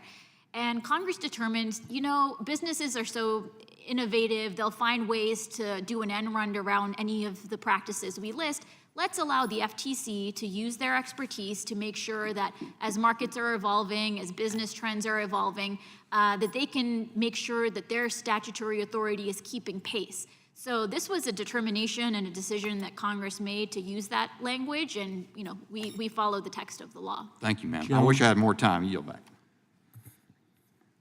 Recognize the gentlewoman from Vermont. Thank you, Mr. Chair. Before I begin my line of questioning, I just want to make note of something. Our Republican colleagues have touched a few times today on the words of a third-party auditor who was deposed as part of the Twitter lawsuit. And I think it's really important to point out, for the sake of transparency, that this deposition was filed last night, and here we are talking about it today. I believe in coincidence, I really do, but that's a pretty lucky coincidence that that evidence supposedly providing the Republican accusations today was released in such a timely manner. So I think it's really important to make note of that. Chair Khan, thank you so much for being here. Thank you for being here to the bitter end. I really appreciate your testimony this morning. I'd like to touch on a extremely timely and controversial issue, which is artificial intelligence. And specifically, I'd like your thoughts on generative AI and competition. It's tough to imagine online platforms gaining even more power, but it seems that big tech firms who control their own AI systems and access to cloud data are in a position to do just that. And I find that alarming, as do many of my constituents back in Vermont. So what I'd like to ask you is, how could AI technology lead to an even more consolidated internet landscape with even fewer choices for consumers? So Congresswoman, let me say first of all, these moments of technological disruption, when you have these game-changing technologies enter the market, these moments oftentimes provide a lot of opportunity for disruption and for displacing some of the existing incumbents and giants. And so there's always a chance that that'll be the effect. I think you're right that with these technologies, we see inputs required here that really favor dominance and favor scale. So, you need huge amounts of compute, you need access to huge amounts of data, the models. Our staff recently published a blog post laying out what some of these competition concerns could be. But I think you're absolutely right that we all need to be very vigilant to make sure that this potentially transformative technology is not further consolidating market power in ways that could really harm competition. And how would a firm use AI and cloud access to illegally expand their market power? What would that look like? So, I don't want to engage in hypotheticals, but, the types of, as we lay out in the blog post, traditionally the types of concerns that you might have is if Firms with market power are conditioning access to one set of technologies and critical inputs on firms having to also buy other services. Those types of tying agreements, and especially when they're having an exclusionary effect, can be concerning under the antitrust laws. And are you concerned about this issue in relation to the digital markets? In general, we're very concerned about competition in digital markets, yes. Okay, and my last time here, I also wanted to touch on another issue, which is dark patterns. Amazon Prime has reached a point where it's practically impossible to avoid. FTC recently took Amazon to task for using a series of digital tricks or dark patterns to enroll people in Prime without their consent or to prevent people from canceling their subscription. And this is something that I hear a lot from my constituents about. Last year, the agency reported that, quote, more and more companies are using digital dark patterns to trick people into buying products and giving away their personal information. How common is it for online companies to use these dark patterns? Unfortunately, through our work, we've seen that it is too common that we see companies using these tricks. Our staff published a report going into detail about the different types of dark patterns that we see, which in practice end up tricking or manipulating people into making choices that they're not really seeking to make. And so we want to make sure that we're fully grasping how these dark patterns are working. We've been bringing on board a whole set of technologists that are able to kind of dig deep, look under the hood, figure out what's really going on. And so it's going to continue to be an area of focus for us. And something that you said there really struck me. It is essentially about taking away people's choice. When you're not transparent about the ways in which consumers are being entrapped into signing up for something or not being able to cancel something, that is taking away their ability to vote with their dollars, essentially, which is something we've heard about in this hearing today. What effect does this then have on competition and privacy and innovation, just briefly? So we want to make sure that companies are competing on honesty. We don't want honest businesses to lose out to firms that are engaging in dark patterns and these types of deceptive practices. So there's a consumer protection dimension to it, but as you noted, there's also a competition dimension. I really appreciate that. Thank you. I yield back. Thank you. I recognize the gentleman from Oregon. Thank you, Mr. Chair, and thank you for being here today and for your patience. I disagree with the bitter end phraseology that was used. I think the entire conversation has been extraordinarily interesting, and I appreciate your being here to share your thoughts. I'll set this up with a standard question. Do you agree with the following statement from former Commissioner Wilson? The agency lacks the expertise and in some cases the jurisdiction to pursue the additional societal goals embodied in the strategic plan. And jumping just to the phrase unwarranted health, safety, and privacy risks. I'm actually looking at the plan right now. For example, unwarranted health, safety, and privacy risks. Tell me how those became part of the focus of the FTC, because that seems to be an expansion of what the FTC used to focus on. Or maybe I'm wrong, but that's not my question to set up, my first one. So I think you said unwarranted safety, health, and privacy risks. Is that right? Yeah, actually, I'm just reading from the FTC focuses on investigating and litigating conduct that causes or is likely to cause substantial injury to the public. This includes not only monetary injury, but also, for example, unwarranted health, safety, and privacy risks.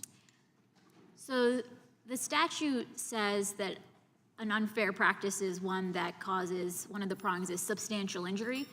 Substantial injury is not defined, but for years now, the FTC has interpreted that, and courts have ratified that to mean not just monetary harm, not just losing money, but certain types of harm to wellness and safety and health. So some of the deceptive advertising cases. Are you referring to courts? Is that where you said that? That's right. And okay, so recently, just because I want to move on, sure. If you could provide me with the cases that you're referring to, please, so that I can see the courts that you're relying upon for that effort. Now, let me slide that aside and let me go to the next issue. This is one, of course, that you brought up in your famous paper, the Amazon antitrust paradox. And the issue is, and forgive me, I'm not an expert in this space. I didn't even take this class in law school. So my question, antitrust, so my question is, what if not the consumer welfare standard, what standard? And I'm basically lifting this right out of Bork's book. about 25 hours I'll never get back, that I want to spend reading it. And my question to you is, if not that standard, what standard are you going to apply? Or do you still apply just that sole standard in determining the challenges that bigness creates? So we applied the text of the statutes that Congress passed, and we look closely at the language in the statutes that Congress passed, consistent with legal precedent. There are some case holdings related. If I may, Yeah. if I recall correctly, before Burke's learned treatise, there was a mishmash of legal precedent. You could select among almost any standard.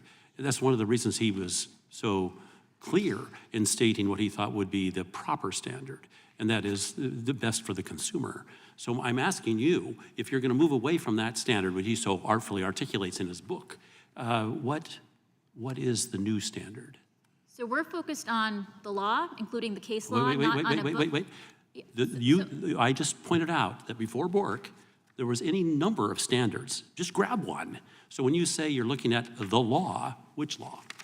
The Sherman Act, the Clayton Act, the FTC Act, So the those Seller are for Pauper Act. extraordinarily. They were written to be very broad and to give you the power to try to control this economy that we've got.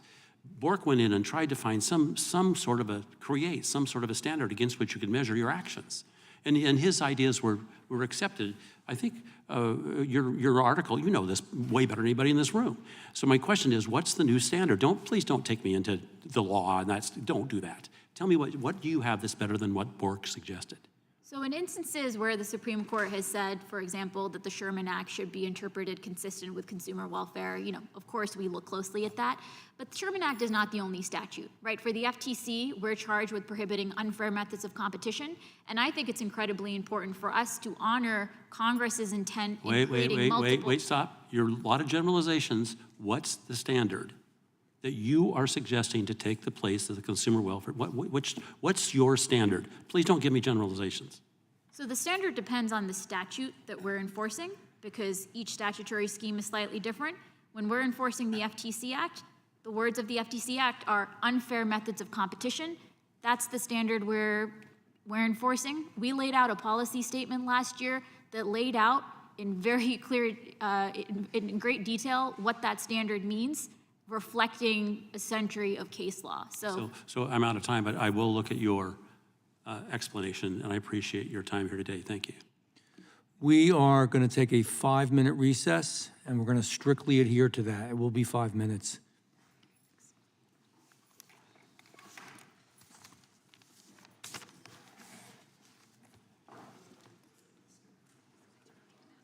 Yeah, thank you. I was like drinking water.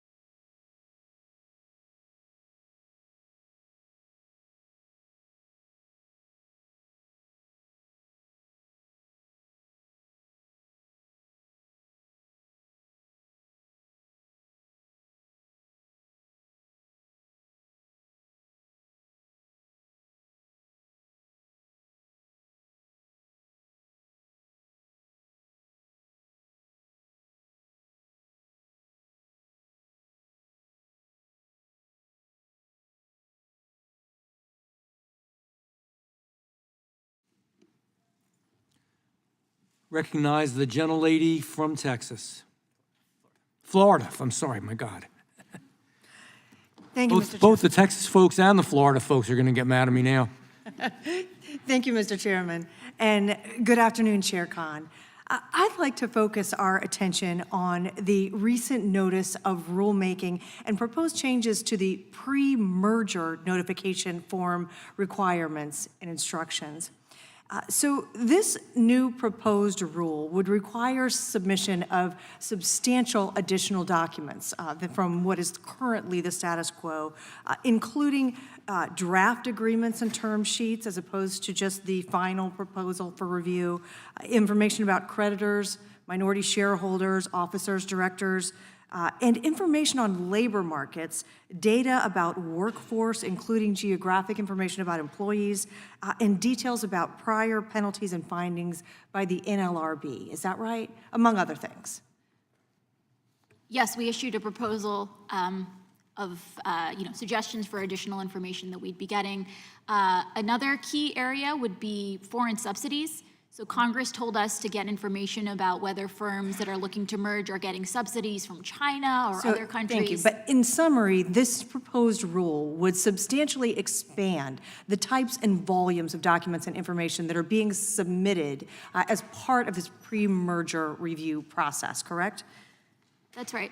Okay, and we also know that this rule, this new rule, if adopted, would substantially affect the time and the cost associated for entities who want to participate and make submissions under the pre-merger review process, correct? Yes, people would have to comply with the new form, which is seeking additional information. Right, and your agency, in fact, has estimated that this would increase by over 100 hours the time necessary to compile compliance documents to make this submission, and in some cases, in some of the more complex or larger cases, even much more than the 100 hours, correct? These are some of the estimates in the NPRM, yes. Yes. And the internal estimate also identified a cost estimated of $350 million impact for the change in the rule for compliance. Is that right? That's on the higher end. I mean, I will say a lot of this will depend on the complexity of the transaction.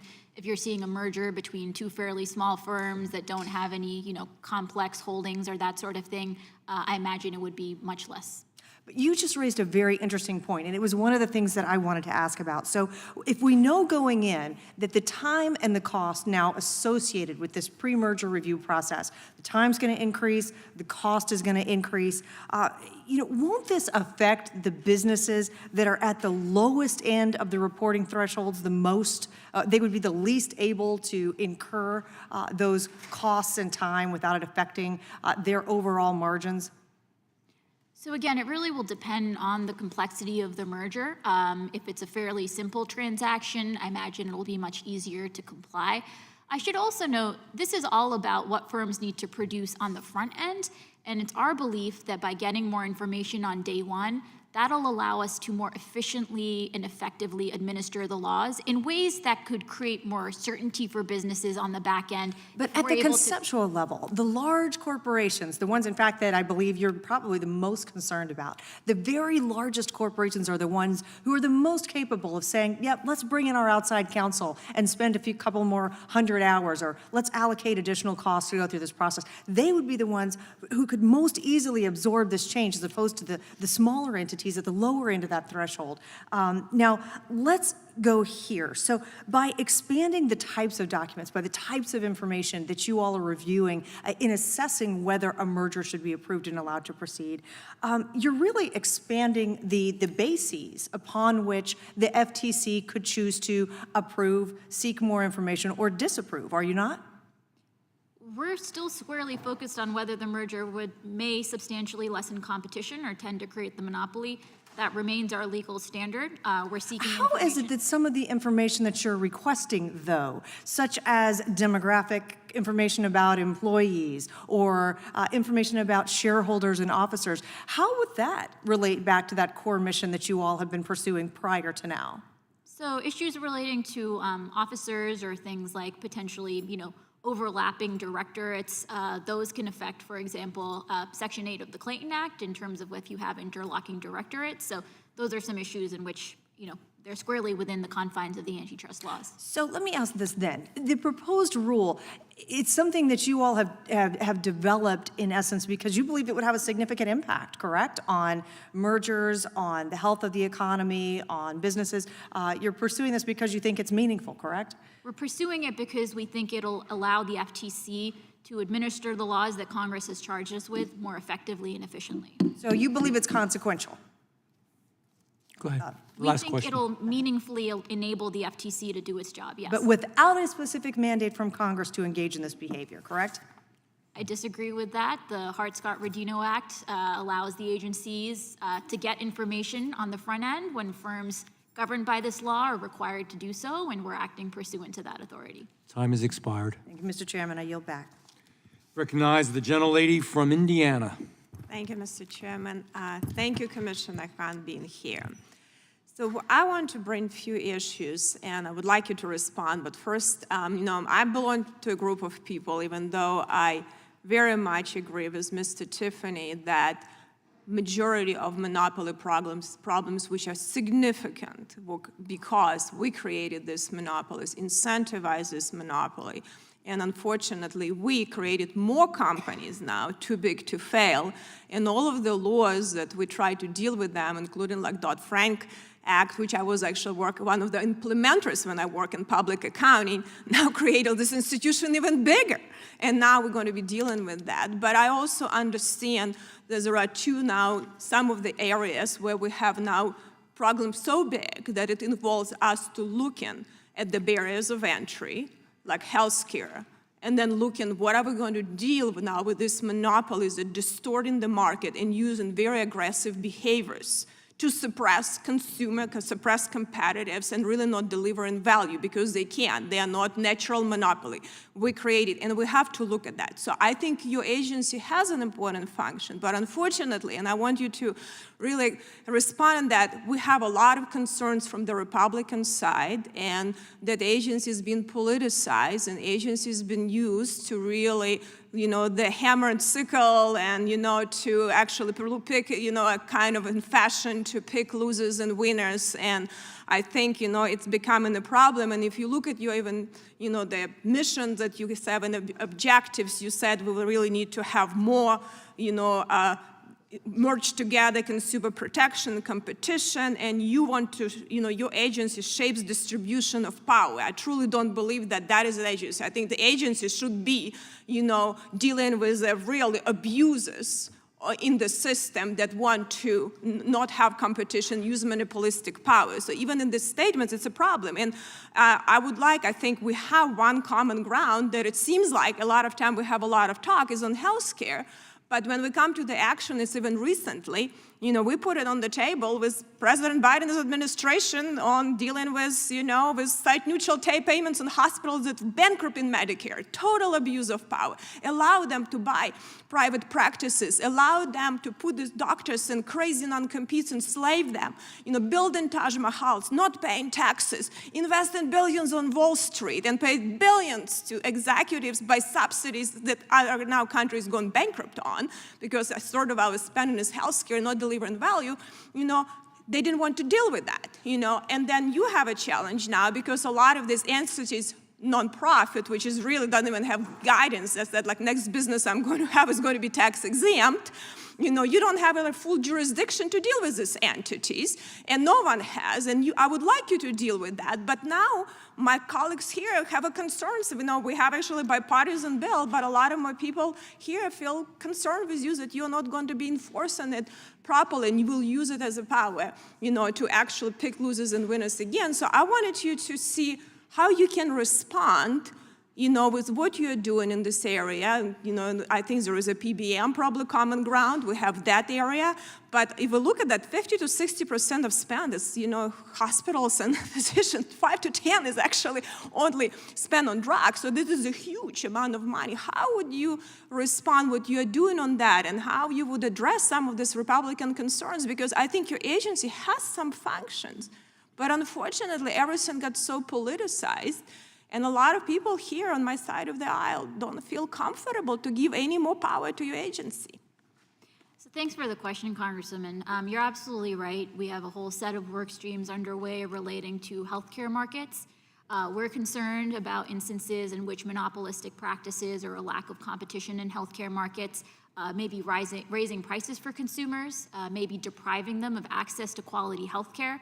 Our teams have for many years now been challenging hospital mergers where they've determined that the merger would either raise prices or lessen competition in ways that was harming patients.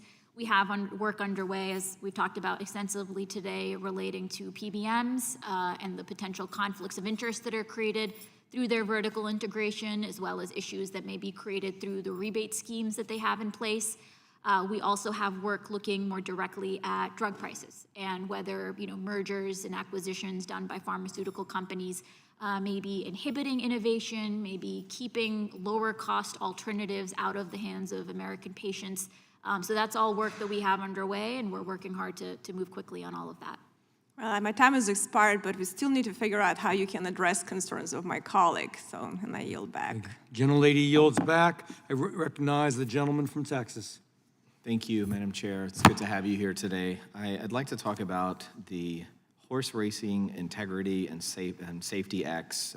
Well, it's called the Horse Racing Integrity and Safety Authority, which Congress created and put under your commission's rulemaking authority. I know you didn't ask for this, but you got it. And I've got some questions. They're not complaints directed toward you or your leadership, but I just like to say that I'm very disappointed in how they have operated. The HISA was intended to improve safety and fairness in horse racing. It's fallen short of its promises. And some of the issues I have, I'm not even sure you're aware of. And when I'm done, I want to ask that we can sit down and talk about it more. But the FTC has allowed them to operate in a way that they are making rules, I believe, without the authority or without any oversight. There's also a budget of $66 million. My question is, does the FTC monitor how these funds are being spent and who the recipient of their budget funds are going to? So the statutory scheme lays out the relationship between the FTC and this kind of self-regulatory organization. You're right that we didn't ask for this authority. To be honest, it's been a bit of a challenge for us fully implementing it. We don't have real deep expertise in this area. On your specific question, to be honest, I'm not totally sure. I don't think we have that authority to be overseeing how they use their money. Okay. But happy to get back to you on that. Separately, if the FTC enforcement staff was investigating an antitrust case and thought it needed to conduct a search of a business's premise, would the FTC need a search warrant for that search? Presumably, though I do know that I believe it's Section 9 of the FTC Act does give the FTC ability to, engage in some of that activity as well. All right. I would just let you know that this authority under your supervision can conduct a search without a warrant. They can also impose an immediate suspension on horses and trainers and owners if there's any evidence or suspicion of doping. One of the reasons they were created was because of the deaths in the horse racing in the past, but we've seen just this year that even more deaths have happened, and I would make a case that this authority is poorly run and operating in a way that I suspect if you all really knew, you would disapprove of. I'd like to sit and talk with you all about that after this hearing down the road. Moving on, I want to talk about some of the mergers and the policies with respect to those.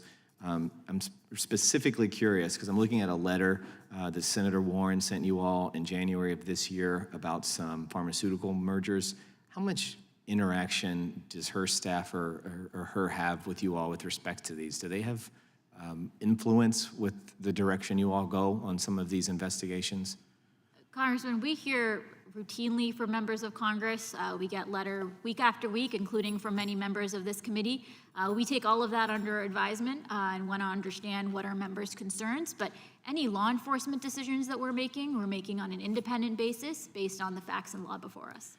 Well, I'm looking at particularly the Amgen and Horizon merger, which I understand was moving along pretty well. And it's different than some of these mergers that she mentions in this letter that I'm reading. And I know y'all probably have a copy. I'll get you one if you don't. But Horizon is an Irish company. It's a kind of a special case because it inverted in 2014 by acquiring this Irish company. So they actually left the U.S. For tax benefits. And now Amgen, as I understand it, is looking to acquire this company. They're involved in totally different drugs.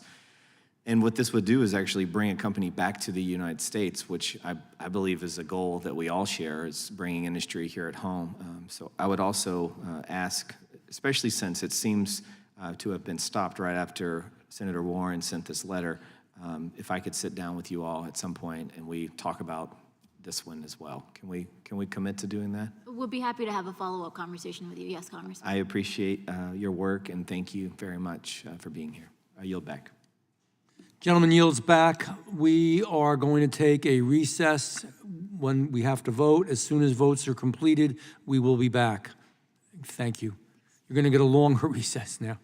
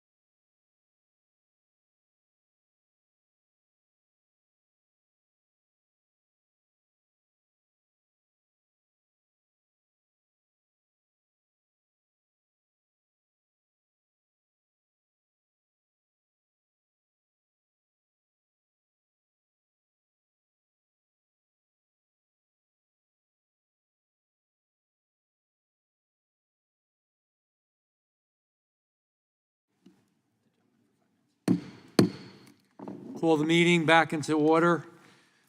We will start with the gentleman from Texas, Mr. Moran. Thank you, Mr. Chairman. Ms. Khan, would like to talk to you about something you said earlier today when you're talking with Mr. Massey. You said, quote, we do things to make sure that the market has clarity.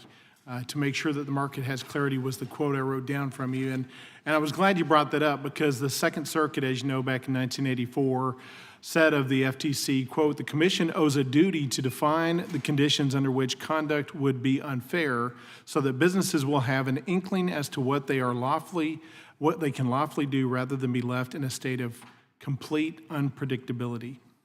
But by moving away from the consumer welfare standard, I would posit that the FTC has effectively created a moving goalpost standard. And Mr. Bentz pressed you on that with several questions, and you just said, well, basically, it kind of depends case by case. We're going to look at different laws. Is that effectively the summary of what you said and the guidance that was provided last year in the policy statement regarding the scope of unfair methods of competition under Section 5 of the FTC? So Section 5 of the FTC Act is a different statutory scheme than the Sherman Act, and so we look at case law that's specific to Section 5 and specific to the FTC Act when interpreting that provision. With respect to that November 10th, 2022 dissenting statement of Commissioner Christine Wilson as it relates to that Section 5 of the FTC and the policy statement, she stated this, quote, unfortunately, instead of providing meaningful guidance to businesses, the policy statement announces that the commission has the authority summarily to condemn essentially any business conduct it finds distasteful. Did it concern you that one of the commissioners would issue such a statement and reach such a conclusion? So the benefits of having a multi-member commission is that we can have that discussion and debate and disagreement, and we always take seriously input that we're getting from other members of the commission. As you'll see in the policy statement itself, it reflects decades of case law that our team took a very close look at to make sure that we were hewing very closely to this text of the statute as well as the relevant precedent. With respect to the early terminations issue that Mr. Bentz talked to you about earlier, I sent you a letter earlier this year about that issue, and you wrote in response that granting early terminations consumes agency resources. Can you explain how reinstating the early terminations diverts agency resources? Sure. So our staff is reviewing merger filings. They're in the process of litigating. They're investigating. When they are looking at the HSR filings, their primary goal, our statutory mandate, is to be identifying transactions that may violate the Clayton Act or any of the other antitrust laws.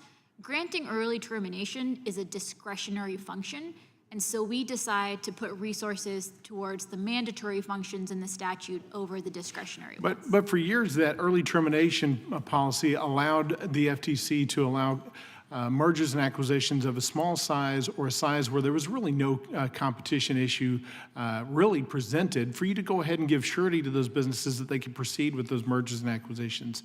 But that's no longer the case in the FTC, right? You're holding businesses in limbo because you're giving them these letters and saying, well, we're going to look at it. We're not sure.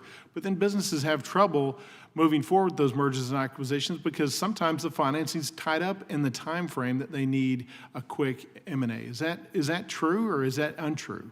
So Congressman, the context here is we're talking about 30 days. 30 days that firms have to wait before they're able to consummate if they don't hear from the agencies. In the past, maybe firms would have gotten early termination on day 25.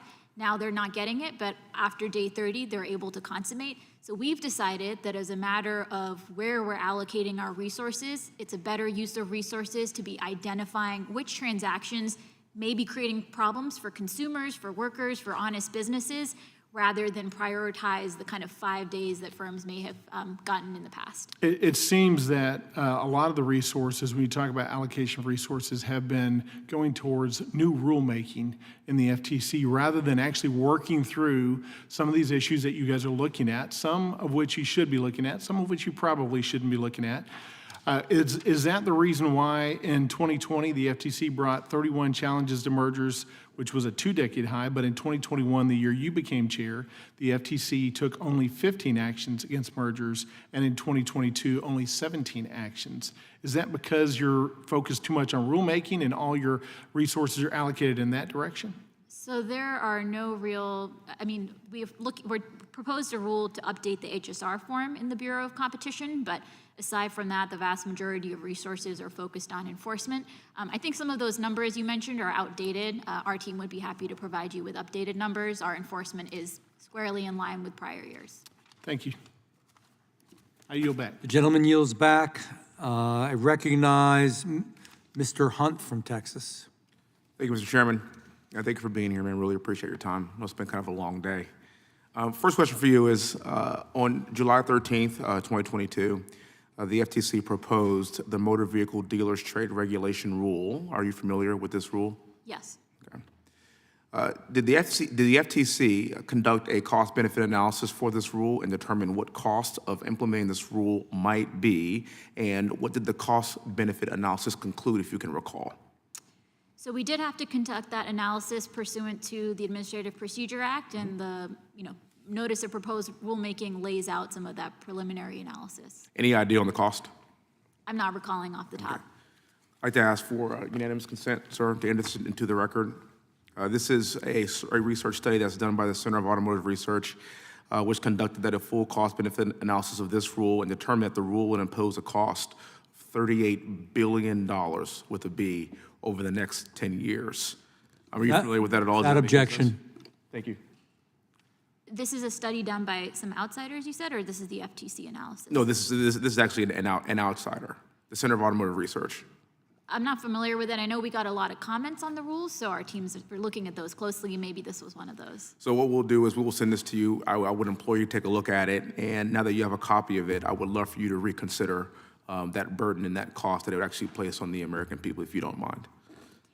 Happy to. I mean, I will say generally, the auto rule that we've proposed is designed to address junk fees, bait and switch tactics, some of the harms that consumers time and time again have been encountering in these contexts. We received over 100,000 complaints from consumers over the last few years relating to some of these deceptive practices in the auto purchasing context. So that's what our rule is really designed to address. Okay, understood. And I think this is kind of what our goal is, to make sure that we prevent any undue burden on the American people. Obviously, the issue that you just addressed, and also most importantly, just cost, because right now we as a country are suffering immensely with inflation, everything that we've been seeing. So I want to make sure that we do protect the American voter here in this country.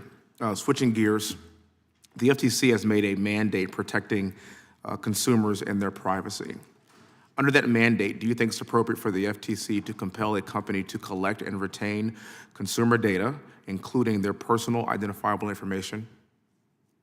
Is there a particular context you're thinking about, Congressman? There is a It's hard to particular say. context, but I'm just kind of wondering what your overall feel of this issue is. I can't exactly say who asked this question for their own anonymity, but I was just wondering what your overall feel is about including their data that has their personal information in it as the FTC. Overall, the goal of our data privacy and security is to protect the privacy and security of Americans' data.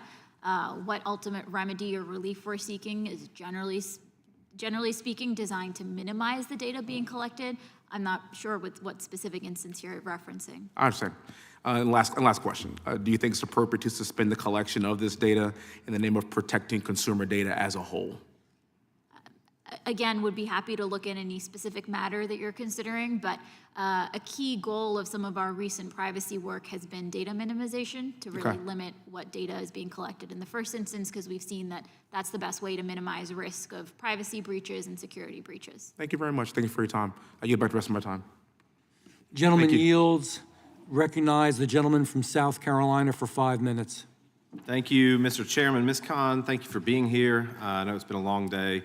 You know, the FTC's mission is to protect the public from deceptive and unfair trade practices and from unfair methods of competition. Even on your website, the FTC's work to protect consumers and promote competition touches the economic life of all of us. I'd say the FTC is charged with a very important mission and have for a long time.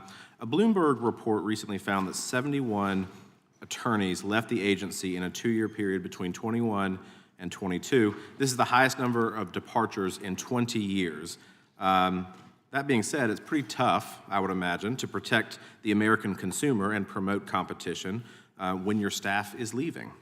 As you know, Congress receives federal employee viewpoint surveys, or FEVSs, to inform us on how agencies are functioning. In 2020, 87% of FTC employees agreed that senior leaders maintain high standards of honesty and integrity. And in 2 years, that dropped from 53%, and also in 22 to 49%. Similarly, in 2020, 83% of FTC employees agreed that they have the highest level of respect for FTC's senior leaders. Again, in 21, that dropped to 49%, and in 22 to 44%. In 2020, again, 80% of FTC respondents agreed that senior leaders generate high levels of motivation and commitment in the workforce. Under your leadership, that has dropped to 42% in 21 and 36%, alarmingly, in 2022. So I think my question, quite frankly, is why is it so unpopular to work at the FTC? So we have fantastic career staff who day in, day out are fighting for the American people and looking to protect them from unlawful business practices.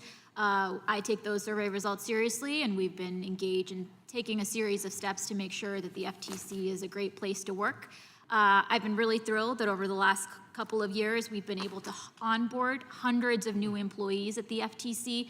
Just the other month, we launched a new Office of Technology. Within a matter of a week, we got 600 applications. Technologists, these are data scientists, data engineers, highly qualified people who want to come work at the FTC to make sure that we're able to use their technological expertise as we continue to do our work to protect the American public. Well, Chair, I would imagine with the high number of vacancies that have been as a result of the last 2 years that you would be hiring more people in addition to the, I think, 33% increase in your budget. So I would imagine that there is a drive to hire people just in general to fill those spots. But I think my concern is the unhappiness of people within the agency and why that is. Do you care to comment on that?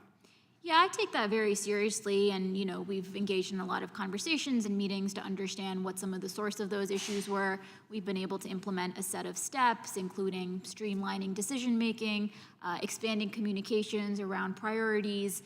We clarified what our workplace flexibility policies would be, and I'm hopeful that each of those steps has contributed. Yeah, and Chair, please don't take my comments as me attacking you or your agency, but it is a concern to me that when I read that, of course, my colleagues up here have echoed a lot of policy frustrations with your organization, maybe you, but when I'm reading about employee satisfaction, the FTC serves such a vital purpose in our country.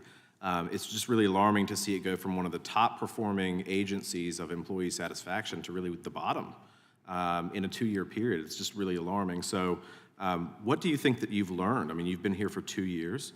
And you've seen, some tumultuous times. Do you think you've learned anything as a result of maybe your leadership or leadership around you on how to handle this and correct it?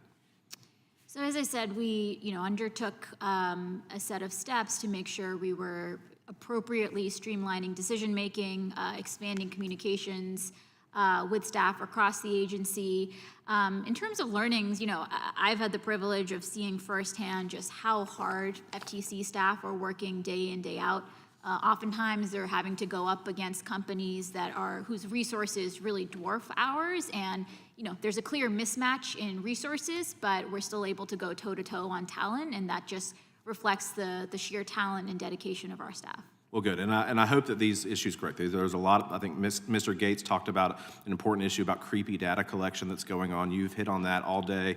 The mission is important, but you have to correct the ship. You have to correct the type of management that you perform, and I think that starts with you. That starts with your team, because I don't want to read about toxic environments or people feeling like they're not heard or mismanagement at the highest levels. There has been a lot of ups and downs with the FTC over the last 2 years, and I'm hopeful that you can correct that. Thank you, Mr. Chairman. I yield back. Gentleman yields back. I yield 5 minutes to myself. I just wanted to take up a little bit where Congressman Biggs and Congressman Johnson were speaking. talking about the diversity, equity, inclusion issue that Commissioner Slaughter has evidently championed. Do you believe, and I know it's hard, but if you could just give me a yes or no answer, do you believe that should be a major and significant part of antitrust enforcement? Do you believe that's your job? So our job is to enforce the antitrust laws, which prohibit unfair methods of competition or deals that substantially lessen competition or tend to create a monopoly. We endeavor to do that work to protect everybody. So what does that have to do with diversity, equity, and inclusion? I'm not really sure. I mean, could you share more about what your specific concerns are? Well, Commissioner Slaughter has said, and we have quotes, that this needs to be and have a major role in antitrust enforcement, that that's a very major piece of it, that it's part of it. Do you agree with that or not? I didn't think, in all honesty, there are agencies who have that job and that responsibility. I didn't believe that yours did, but I was just, concerned, are we gonna, as it is, you're short of resources. We can't do all the things we want to do to protect the consumer. I don't know why we would divert resources, time, energy, and people power to actually going forward with that. Yeah, look, I won't speak on behalf of my colleague. I mean, again, what I think about is the ways in which concentration of economic power and monopoly power hurts everybody. I understand. And we need to keep that in mind as we're using these tools and making sure we're protecting all parts of the American public from these practices. I agree. I'm concerned, and I'm just picking up where Congressman Fry left off on some of the state of morale at the FTC since you began your tenure. Examples such as hiring a chief of staff described as frequently creating friction with an aggressive managerial style, or choosing an associate director for litigation in the Bureau of Competition with less than 2 years of legal experience before joining your office as a high-ranking member. Can you speak on that for just a moment?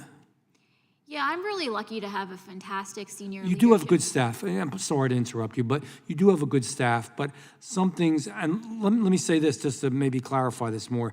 On the matter of agency morale, the Bureau of Competition, which you're familiar with, whose mission is to enforce the nation's antitrust laws, one of your top priorities, I believe it is, saw its engagement and its satisfaction score drop by 33% since you began your tenure. Do you think that's a result of your leadership style? Is it a result of something else? Or are there other factors that are affecting FTC employees? You do have a lot of great people there, but the point is, a lot of those great people have also expressed that they're not happy. Why? And I couldn't agree more that it's important for us to understand what some of the source of those numbers are. And as we've been looking to do, and I should also note, I mean, for the Bureau of Competition in particular, over the last couple of years, they've been on the front lines of a surge in merger filings. I mean, year over year, they were seeing a 70% increase in the number of filings coming in, while their numbers were I understand that, but they're not happy. We have a lot of people that commend- work very hard, but they're happy. Just to commend them, of course. And so we've been looking to understand, again, what more can we be doing? So to you're working on streamline- this? Correct. Okay, you think it's going to get better? I'm hopeful. Okay. I wanted to talk about unpaid consultants for a moment, which the Office of the Inspector General, this was not me saying this, the Inspector General said this, labeled as, quote, unprecedented, end quote. The Inspector General report from last year said you didn't give these consultants clear guidance or limits. I'm not saying it. This is not a Republican saying it or a Democrat or anybody else on their work, and that there was concern that these practices may, quote, violate policies for federal agencies that stipulate that such agencies, these hires are not allowed to play an inherently, quote, an inherently governmental function. Can you tell us how many of these consultants are working at the FTC, what they're doing, and how often you meet with them? So there is federal authority allowing government agencies to make use of some of these consultants, especially in areas where we don't have existing expertise. Respectfully, I understand that. We're running out of time. Why did the Inspector General sound an alarm, though? The Inspector General's report identified certain areas where we could be tightening up our processes and procedures to make sure we're mitigating against risk. We followed very closely the IG's recommendations and have been moving forward to implement those recommendations. Okay. I have items for the record.